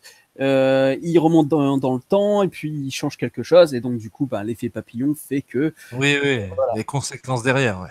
Et donc, du coup, il y a un certain personnage, enfin, Batman, c'est plus Bruce Wayne, c'est quelqu'un d'autre. Et ce quelqu'un d'autre, Jeffrey Dean Morgan aurait tout à fait sa place pour être le Batman. Voilà, je vais pas en dire plus, mais voilà. Quoi. Oui, sauf que dans le ton, déjà, on voit la différence. Ouais. Bah, c'est ça qui me gêne un peu dans ce que vous dites. Gêner, le mot est peut-être un peu fort, mais qui m'interroge. C'est ok, on a voulu mettre un truc en place. En gros, c'est foiré. La vis a vrillé, elle est déjà pétée. On essaie quand même d'exploiter le tout parce que ce serait un peu con de s'en passer quand on voit les succès récents d'un Wonder Woman et de notre Aquaman du jour. Du coup, facilité, on fait un peu tout et n'importe quoi. De toute façon, les spectateurs, vous connaissez les personnages, faites avec et amusez-vous bien, en gros. Mais ça va être ça. Wonder Woman, ça se passe dans les années 80. Shazam, oui, ils sont que ce soit connecté. Shazam, je sais pas si tu as vu dans la bande-annonce, mais c'est pour dire à quel point ils sont tarés, enfin même limite schizo. Ouais, c'est T'as schizo. une scène où dans un tiroir, tu as le gamin qui a collectionné un des batarangs qui servait de pièce à conviction dans BVS. Tu as des coupures de journaux qui parlent de Justice. Ah oui, mais si tu fais des collections aussi foireuses, tu pètes encore plus ton truc, quoi. Ouais, en fait, c'est pas des connexions, c'est des easter eggs. Oui, ouais, et encore, ça met même pas le petit côté recherche de l'easter egg, chasseur d'easter egg, quoi. C'est Ah ouais, non, c'est genre, gratuit. les gars, vous avez vu Ouais, le petit coup de coude pas très subtil. bébé, arrêtez, t'as vu le Batman T'as vu, on aime bien Batman, hein. Je pense vraiment que Warner a décidé de. Oui, de on dire, s'en bat les couilles. On s'en bat les couilles, ouais, c'est clair. Non, je pense qu'ils sont en mode. Tu sais, on balance un truc dans le feu, on sait pas ce qui va se passer, on va voir ce qui va se passer. C'est en mode. Vas-y, fais voir. Les trucs. C'est le laboratoire d'un savant fou. C'est ça, ils sont en mode. On expérimente, on va voir ce qui va se passer, si ça marche ou non, bref. Bon, là, on est forcément, vous le savez, hein, ceux qui nous écoutent, quand on parle de super-héros, que ça soit chez l'écurie Marvel ou l'écurie DC, forcément, on est obligé de parler de leur univers, on est obligé de parler du ton général, on est obligé de parler du côté schizophrène de la Warner. Forcément, on n'y passera pas. On va quand même se reconcentrer un petit peu sur notre film du jour. Est-ce qu'au niveau technique, vous voulez parler de quelque chose en particulier qui vous a bluffé ou au contraire un peu emmerdé? N'hésitez pas. Moi, personnellement, qu'un James Wan, pour son deuxième blockbuster, arrive à citer aussi bien les Wachowski que Cameron, je dis juste respect, c'est tout. D'accord, oui. Visuellement et en termes de réalisation, il y a rien à redire, quoi. Les scènes d'action la chorégraphie est énorme, les plans sont sublimes, c'est beaucoup. Alors, ce sont pas des full plans séquences, mais ce sont des plans très très longs. C'est-à-dire que l'action, elle est très très très rarement découpée en plein. Non, il fait durer l'action et c'est pour les yeux, c'est tellement bon. Mais moi, ça fait tellement longtemps que j'ai pas vu des scènes d'action. Je les vois en entière sans que ça soit coupé. Mais c'est du miel pour les yeux. D'accord. Non mais vraiment, ça fait tellement du bien. Et en plus, ce qui est intéressant dans sa mise en scène, c'est le moment de comment il passe à l'action, c'est-à-dire de comment il va faire pour rentrer dans la scène d'action.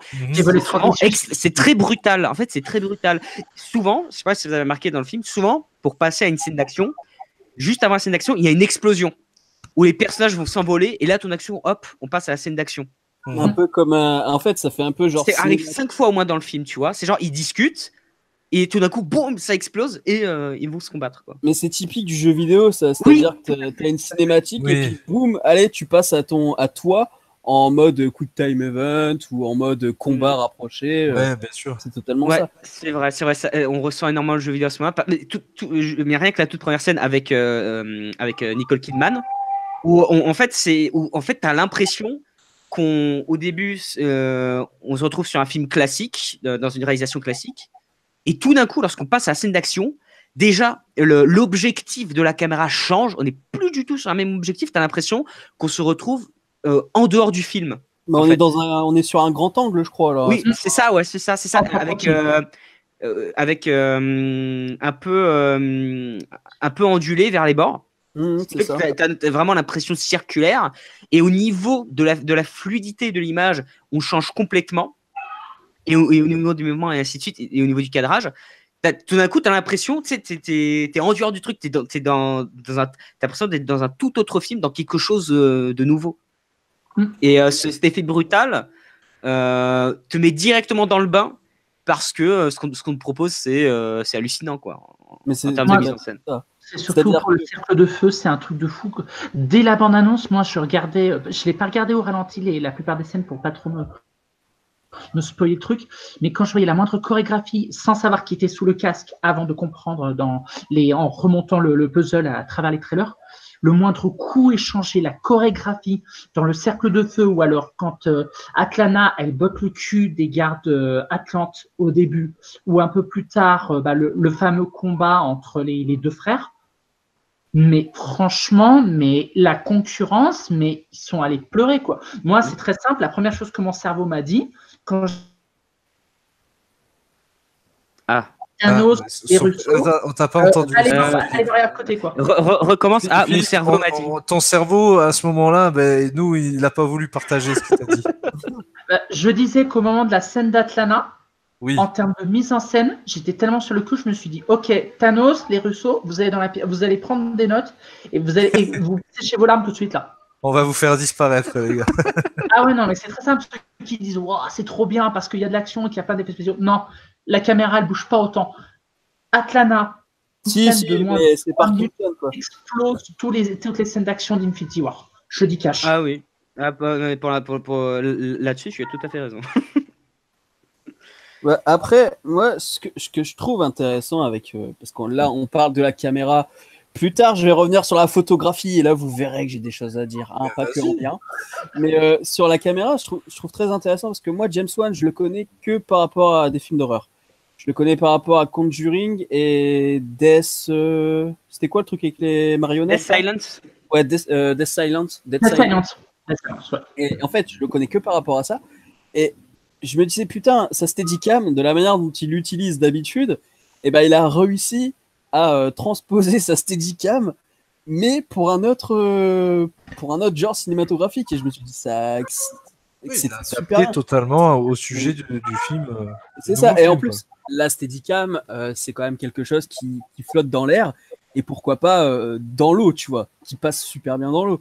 Et donc là, t'as ce truc ultra fluide et tout qui se balade. Je me dis, putain, ouais, c'est beau. Et pour revenir sur ce que disait Adam au tout début, par rapport à la première chorégraphie de Atlana, c'est que je me disais, putain, mais je vais où là avec cette histoire d'amour à la con là? Et d'un coup, t'as cette scène qui débarque et je me dis, ah ouais, ça y est. Ah putain, le gars, là, c'est bon, il envoie du pâté, quoi.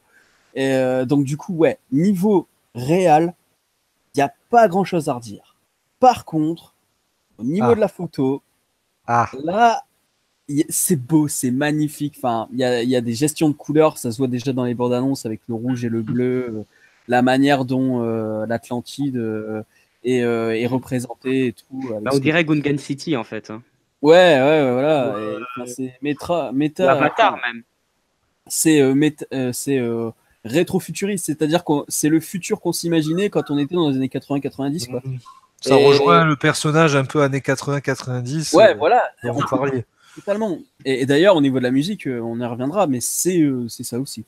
Mais là, où je peux lui reprocher des trucs, c'est que parfois, tu as des fonds verts. Mais putain, quoi. Justement, ne serait-ce que quand ils sont au niveau du phare, dans la première séquence, hein, tout de suite, c'est pour ça que j'ai eu peur. Le coucher de soleil, le truc un peu flou, guimauve, machin. Je dis putain, mais c'est quoi ça? Comment ils ont osé faire une photographie aussi niaise et à laquelle on ne croit pas du tout? Et même ça déjà. De quoi? Certains fonds verts avec les faux couchers de soleil. Je t'invite à regarder la dernière bande-annonce de Justice League avec une scène coupée en plus au passage.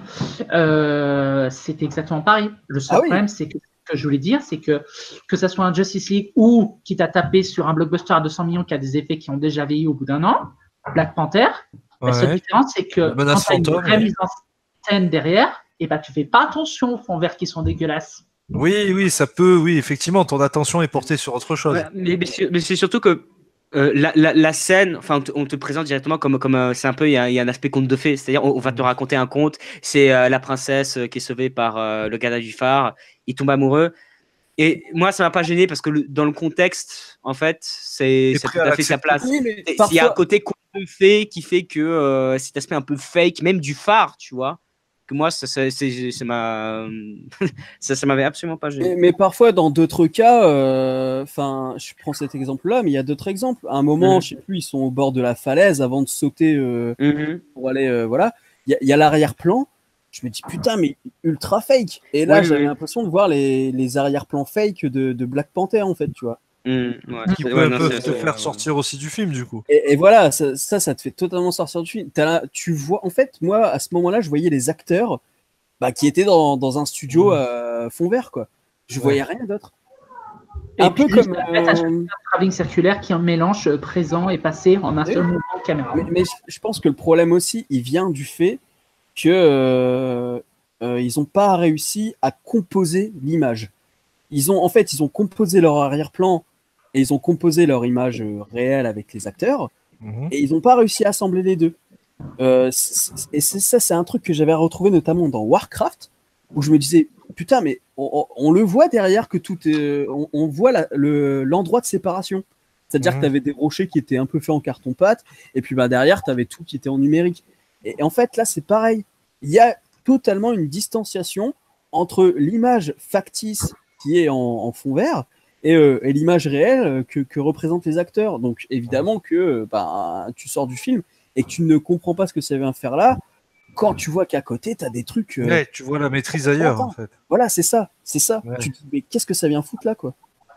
Dans Warcraft, c'était même presque choquant parce que j'aime bien le film quand même. Ah, pas presque, c'était totalement choquant. Tu sentais presque qu'il heurtait les murs. C'est-à-dire que tu sentais que le mec, il savait, alors dans moins de 50 mètres, tu feras gaffe au Steadicam. C'était vraiment l'impression de pouvoir, tu avais l'impression.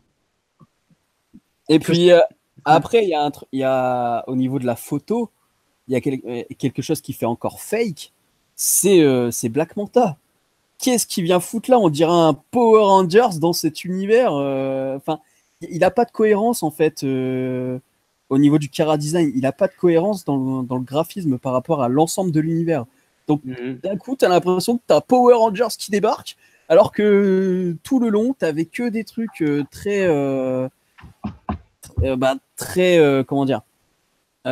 mythologiques. Oui, oui. Et c'est-à-dire que même certains Atlantes, genre la garde spéciale du roi, eh ben on dirait des Power Rangers, quoi. Je me suis dit, c'est vrai que ça fait très plastique. Kitsch. Ouais, c'est En fait, totalement mais en Super fait, Sentai. ouais, mais le souci, c'est que comment représenter une technologie d'une civilisation sous-marine avec quels matériaux?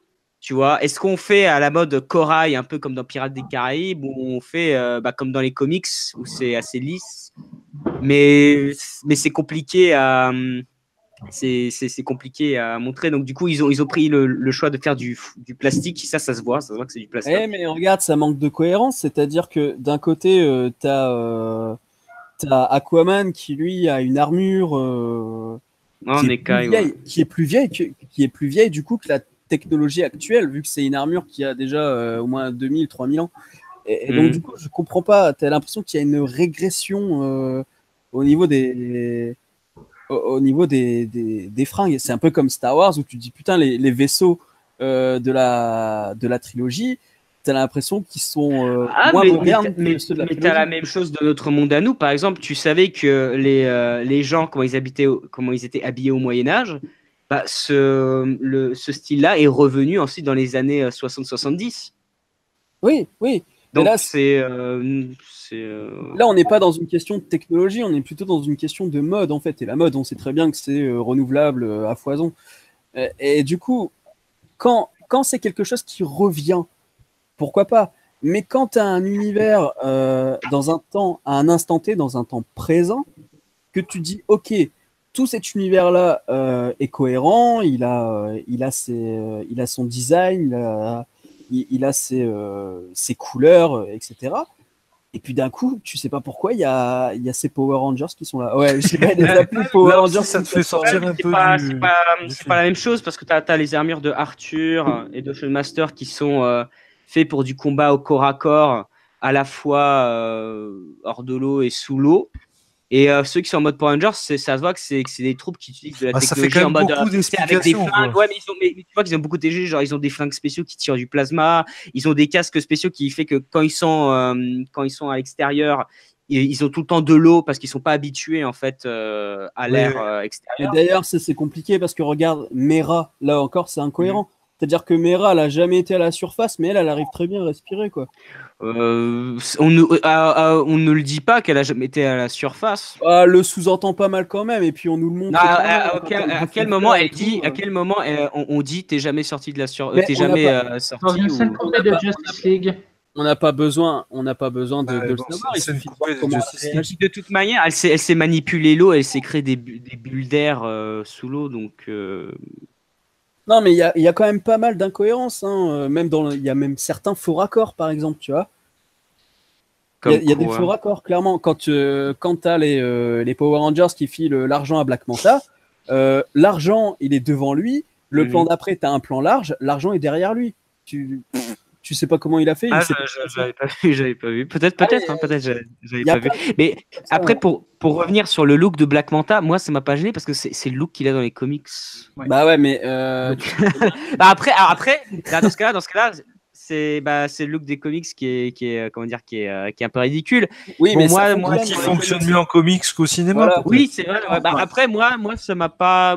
Moi, de base, j'aime bien le look de Black Manta. Ouais. Donc le revoir tel quel, moi, j'ai kiffé. Mais après, c'est vrai, mais Morgan, ça le fasse un peu sortir du truc, quoi. Mais je comprends le côté Power Rangers, c'est vrai. Il y a un côté Power Rangers dans le film au niveau des costumes. Et puis même par exemple Mera, son costume en latex là, c'est. Ouais. Il y a un petit côté maîtresse SM écolo, c'est pas mal. Et quand tu regardes, personnellement, au moins ils osent les décolleter d'ici, parce que franchement, ce genre de costume chez Marvel, vous le verrez jamais. Mais Ouais, jamais. quand Scarlett Johansson est filmée, c'est plutôt caméra basse, en plein sur son Oui. cul, donc, Oui, Non. c'est vrai. Ouais. Un film sur deux. Franchement, en dehors de Winter Soldier, Bon, c'était le petit, Avengers, le premier Avengers, c'est le petit passage bof. Hein, vous nous excuserez, on est un peu. Ouais, alors GG, on voit c'est ça. Non, hein. mais ça c'est intéressant. Tu sais, non, mais ça Ah, c'est mais intéressant je de parler de plaisante. ça parce que c'est de moins en moins le cas.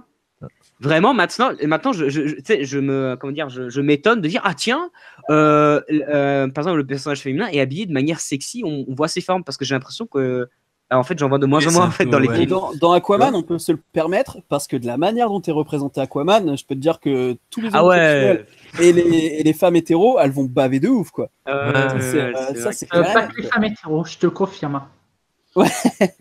Mais du coup, tout ça pour dire que il y a encore cette iconographie typique de l'actionneur des années 80. Constamment. Ouais, ça revient beaucoup. Ouais. Ouais, ouais, ouais. Et Ouais, tu et puis disais que les même dans la gros cons, musique, c'était un peu le cas. Ah ouais. Non, Ouais, alors la musique, musique, alors ça dépend si c'est la compo originale ou les chansons créées pour le non, film. on ne parlera pas de Toto Africa. Ouais, c'est pas, alors ça, c'est le seul défaut que je peux donner, tu vois, ça c'est vraiment le seul Pas défaut tous en que je même peux temps, donner. messieurs. On va parler de Toto Africa, là, ça me titille. Là. Ah, Ouais. Alors ça, c'est le moment où le film, tu sais, il pète, tu vois, mais c'est ce qu'avait Ouais, dit. Non. là, il a une chute. J'ai Il fait une rechute. l'explication, les gars. Ah, alors vas-y. James Wan a tout simplement dit, en voyant le découpage dans son storyboard, il a fait OK, je vais me la faire façon Fast and Furious. C'est-à-dire qu'il avait du mal à filmer les poursuites automobiles, donc il s'est dit, ils vont y aller en avion. Et le truc, c'est que survol dans le désert, machin, le côté un peu tropical, un peu sexy, et ils ont dit, allez, je vais y aller à fond, je vais le faire façon Fast and Furious, aussi bien la musique, y compris le cadrage. Il a pensé son découpage de la scène de l'avion comme celle de Fast and Furious 7. Quand ils arrivent à Abu Dhabi. voilà. d'accord. Et Wan lui-même Bah, l'a dit. C'est des goûts à chier de gros débiles. Oui, c'est des goûts de bof, quoi. Putain, Toto, alors c'est simple. En plus, mais ultra cliché, mais ultra. Enfin, c'est plus cliché, tu peux pas. C'est-à-dire qu'on voit du sable, donc on met la musique d'Africa, mais en plus, comme c'est moderne, et ben on met la version Pitbull. Pitbull. Le putain Pitbull. Il est horrible. Il est horrible. Oui, puis le logique de la scène, allez hop, on est juste Ah, les gars, je vous ai dit sous qu'on le parlait de musique. sous le désert, allez hop, on saute. Et il dit, mais elle se rend compte qu'elle a sauté de son parachute, ah, c'est pas grave, et il se casse la gueule en disant, en fait, tu te rends compte que tu t'es cassé la gueule quand même. Ouais, non, mais. Et du coup, enfin, j'ai complètement oublié ce que j'allais dire. Ouais, voilà, en fait, au début, j'étais en train de prendre mon kiff parce que j'entends les premières notes de Africa. Et finalement, voilà. j'entends la version remixée, je suis putain, c'est quoi ça? Mais j'étais vraiment vénère intérieurement, quoi.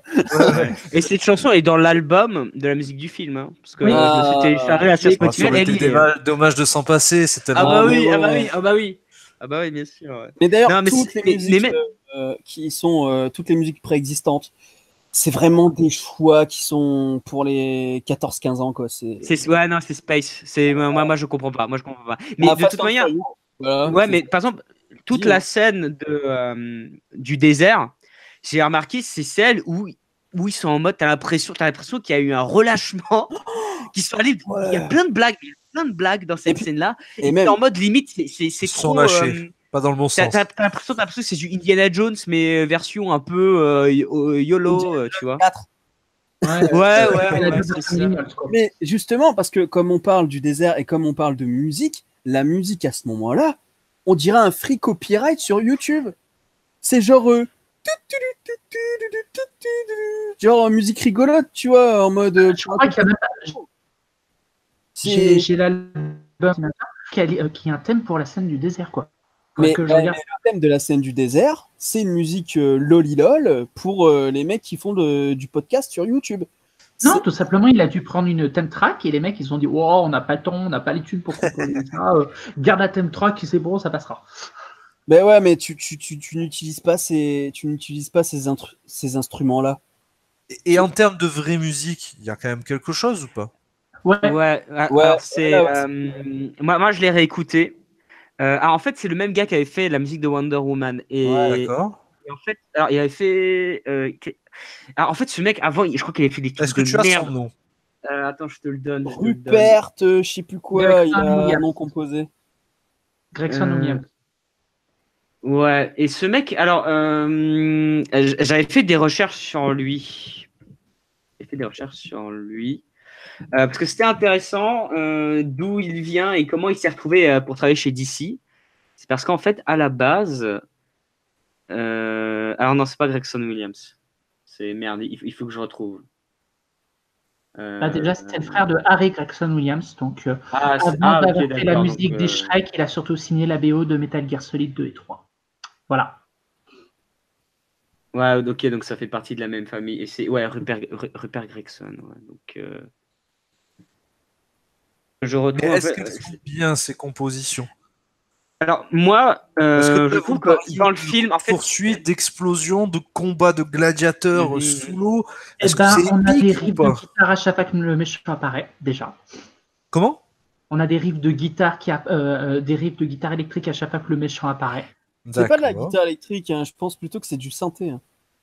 Je sais pas. Alors, Parce que, c'est en fait- pour le méchant et pour Aquaman, genre le thème d'Aquaman, c'est bam bam. C'est genre, c'est 2 notes, quoi. Ouais, parce que en fait, Gregson Williams, je pense qu'en fait, il a fait du Wonder Woman, mais en y incorporant un peu de Vangelis. D'accord. Il y a vraiment ce côté. Années 80 encore. Mais oui, mais c'est pour ça. Mais même la cité, c'est du Blade Runner sous l'eau, donc du coup, Ouais. eh ben, il faut que la Oui, musique il faut, ouais. connote. Moi, j'ai côté pensé à la électro. BO de la BO la BO des Daft Punk dans. Alors, moi, ce que j'ai remarqué, c'est que, alors, c'est pour une musique en particulier. Je crois que c'est It Was Meant to Be, il me semble, où le gars, le mec, il a samplé la BO de Hero. Hero de Zanguimou. Ils ont samplé la BO de Hero de Zanguimou. Ah bon? Oui, mais il y a d'autres mélanges comme ça, parce que je l'ai réécouté. Il y a plein de sonorités et de sons et de mélodies où je me dis, attends, mais j'ai déjà entendu ça quelque part. Et en fait, je me rends compte que c'est un mélange de plein d'autres musiques de films qui sont matchées et imbriquées en un. Alors, après, moi, personnellement, je trouve, franchement, je les trouve bien. Elles marchent très, très bien dans le film, notamment lorsqu'on découvre l'Atlantide. Ah ouais. À ce moment-là, vraiment, la musique, je te demande, waouh! C'est. Oui, la présentation fonctionne Franchement, bien, oui, quoi. franchement, là, ça m'envoie du rêve, tu vois. Mais ça vaut pas ce qu'il a fait sur Tu ne tueras point, tu vois, par exemple. Ouais. Non, c'est ça. En fait, je trouve que la musique est super efficace. En fait, elle donne un aspect de glow, en fait, sur l'image. C'est-à-dire qu'en fait, t'as un peu cet aspect de on va faire resplendir l'image avec la musique. Elle n'est pas spécialement. Alors, il y a quelques thèmes marquants, comme celui de Black Manta et de Arthur Curry, et la scène de la présentation d'Atlantide. Mais voilà, en fait, ça reste un mélange de sonorités qu'on a déjà entendues. Mais c'est très efficace, je trouve. Je viens de comprendre pourquoi la musique rigolote dans le désert, je comprends d'où elle vient. Je regarde ce qu'il a composé et il a fait quand même beaucoup de films avec Adam Sandler, donc ça expliquerait un peu ce petit côté un peu c'est rigolo. En fait, il était le compositeur de. Justement. Il était le compositeur de Denis Dugan, celui qui a fait genre Les copains pour toujours. Ouais, donc du coup, beaucoup d'Adam Sandler dans le lot, quoi. Ouais, tout à fait. Ouais. Mais il a fait par exemple la musique de B-Movie. Ouais, mais du coup, c'est vraiment cette. En fait, Aquaman, c'est ça tout le long. C'est autant tu as du très bon sur tous les plans, enfin sur tous les aspects du film, et dans tous les aspects, bah, tu as aussi du mauvais. Et des rechutes. Et voilà, c'est ça. Des trucs incompréhensibles, tu vois, tu es en mode. Oh, tiens. Parce que là, la musique, on pourrait se dire, ok, quand c'est les musiques préexistantes, bon, ben, c'est le choix. Oui. Mais là, c'est la composition dans le désert, c'est celle de. Putain, j'ai du mal avec son nom, de Gregson Williams.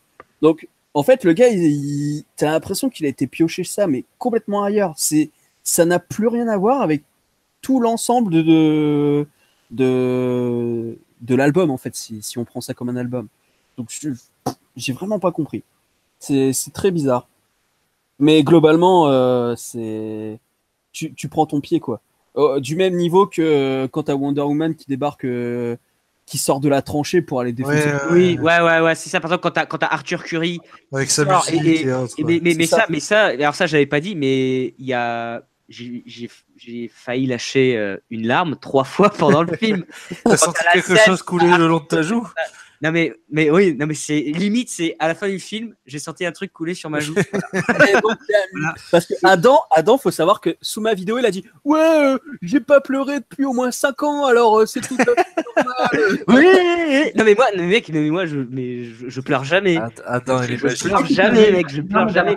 Et là, mais quand je vois Arthur Curry qui sort de la cascade en mode le trident de la légende avec l'armure en mode retour du roi, tu vois, en mode Aragorn, et la musique, la scène au ralenti, la pause, c'est la pause, tu vois. Ça, c'est le torse, ça, c'est le petit torse un peu musclé, là. Non. En petite contre-plongée, tu vois, au ralenti, mais il y a tout. C'est tout ce que t'aimes. Il y a tout, c'est tout. J'étais en mode, mais c'est trop beau. Moi, j'avais les yeux, mais plusieurs fois dans le film, j'avais de la buée dans les yeux, tu vois. Oh, en mode, tellement il y avait des trucs, je me dis, mais c'est tellement beau, mais mon Dieu, mais ça fait combien d'années que j'ai pas vu un truc pareil, quoi. Moi, je rajouterais 2 éléments à la suite de ce que tu viens de dire, parce que j'ai pris un pied, mais pas possible. Qu'il fasse débarquer un kaiju, déjà, qui chevauche un kaiju. Ouais. On avait des Power Rangers, on était obligé d'avoir un kaiju. Ouais, évidemment. Et le plan final, d'habitude, c'est toujours sur le rebord de la falaise et ils font l'arrêt sur image alors qu'il est dans les airs. Mais le plan final, c'est un putain de fond d'écran assuré dès que le film sort.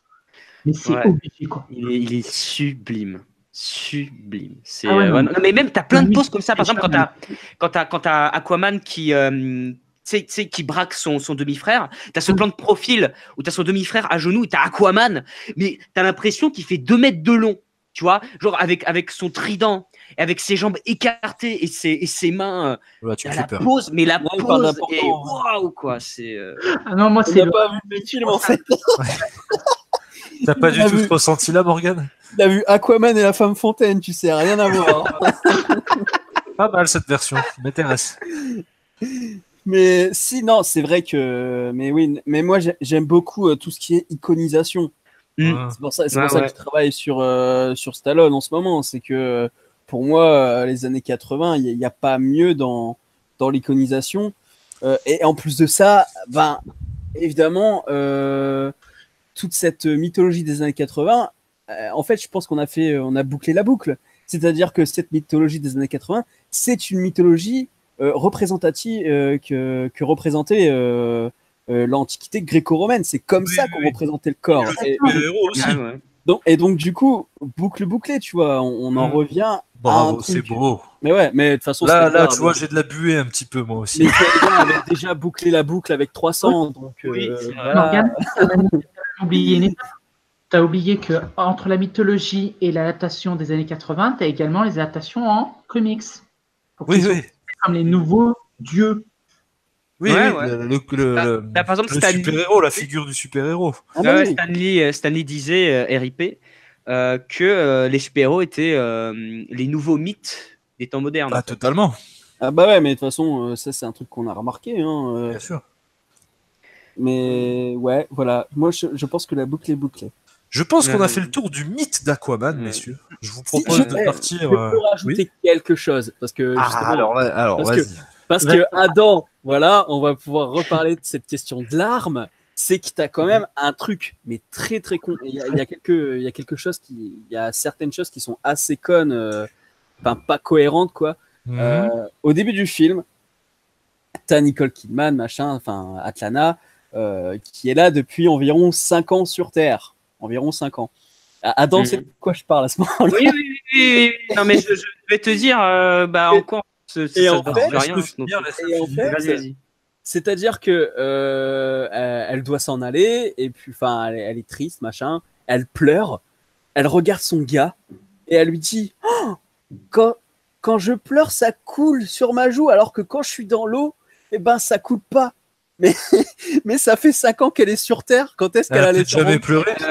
Non, alors moi j'avais dit ça, mais en réalité, la scène, elle dit parce que toi, t'es un peu caricaturé. Je vais Oui, j'ai caricaturé, mais en gros, elle pleure parce qu'elle doit partir. Et elle fait un constat. Les larmes à la surface, quand elles coulent, elles restent. Alors que dans l'océan, elles disparaissent emportées, dans l'océan. ouais. Limite, c'est limite Blade Runner, tu vois. Ouais. Mais en fait, dans la scène, c'est à quel moment elle dit que voilà, elle pleure maintenant et elle fait un constat. En quoi le constat qu'elle fait, ça veut dire qu'elle n'a jamais pleuré avant. Mais parce que ce constat-là l'aurait C'est un déjà biais fait cognitif. bien Non, mais c'est avant. un biais cognitif. C'est comme dire tous les Portugais sont petits. Mais non, ça n'a rien à voir. Mon beau-père portugais. Enfin, non, voilà, mais ça, Mais ça n'a rien à voir. Non, C'est-à-dire ça que ce s'appelle constat-là- du racisme, ça. Mais non, c'est le truc. Non, mais c'est un exemple tout con. Tu sais, Non, mais on te ce dit constat- que machin est comme ça, donc machin est comme ça. Non. Mais ce constat, elle l'aurait déjà fait depuis bien longtemps. Elle lui aurait fait remarquer depuis bien longtemps. Ouais, et non, mais lui c'est ne pour lui la aurait pas scène, fait. pour l'émouvance. C'est pour Ouais, la scène. Que ce soit Mais émouvant. justement, quand tu veux mettre de l'émotion, que tu sois pas aussi con. Enfin, voilà. Pour moi, c'était pas con. Rappelez-vous ce qu'il a dit. Par exemple, imagine. C'est joli, mais c'est con. Mais ouais, non, Je mais. bouffe un kebab. J'en ai bouffé plein des kebabs. Et je dis, Oula. au final, la sauce harissa, machin. Mais c'est pas la première fois de ma vie que ça m'arrive. Je l'avais déjà constaté avant. C'est juste que je décide de le dire maintenant. À ce moment-là, j'y mets les mots. Bah oui, mais elle le dit, elle le Pour dit moi, en c'est pas mode, une elle vient de incohérence, le c'est, découvrir, quoi. Et son mec, il lui dit, son mec, il est limite en train de lui répondre, hé, mais t'as fait une super découverte. Il le dit pas comme ça. Alors après, Genre, parce que toi, tu l'as pris comme ça, mais moi, c'était pas mon cas. Bah ouais, mais toi, t'étais déjà à moitié en train de chialer pour la première scène. Non, mais mec, Colkin. mais dans cette scène-là, j'étais très ému, hein, tu vois. Bah ouais, mais voilà. Mais c'est parce moi, que, j'ai c'est trouvé parce que, mais c'est à cause de Nicole Kidman. Mais c'est parce qu'en fait, je trouve que tous les acteurs de ce film mais la direction d'acteur est d'une justesse. Enfin, tu sens que les acteurs, ils y croient, en fait. Ah oui. Willem Dafoe, Ça, c'est vrai. Nicole Kidman, Jason Momoa, Amber Heard, j'ai l'impression qu'ils y croient à fond et qu'il y a une ça peut justesse, aider, il y a ouais. une justesse dans les répliques et tout que je me dis mais putain, mais ouais quoi. Bah, c'est vrai que quand Aquaman revoit sa mère, je me suis dit, en fait, Nicole Kidman, c'est la mère de Momoa, tu vois. On y croyait vraiment. Bah après Nicole Ouais, on a Kidman, la c'est quand même une grosse pointure quoi. C'est Puis c'est la mère de tout le monde. Hein. Dans les films, elle est toujours la mère de C'est gars. vrai. C'est ouais, vrai. mais par contre, mais moi, alors, tu sais, ils ont rajeuni certains personnages et genre Nicole Kidman, mais quand tu la vois au début, mais je me dis mais attends, mais elle a 21 ans, alors que la nana, elle a plus de 50 ans.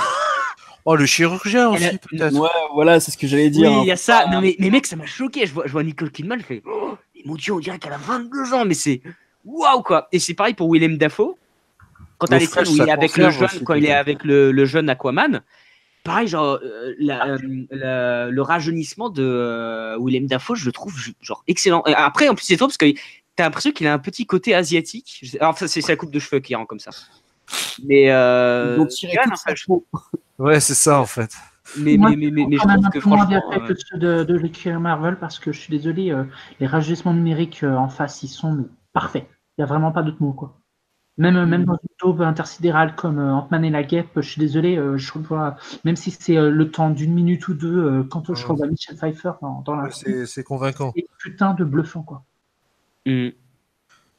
Bon, les amis, je crois qu'il est temps d'arrêter avec Aquaman, mais nous n'allons pas nous quitter avant, bien sûr, les notes et l'avis général, le bilan de ce débat.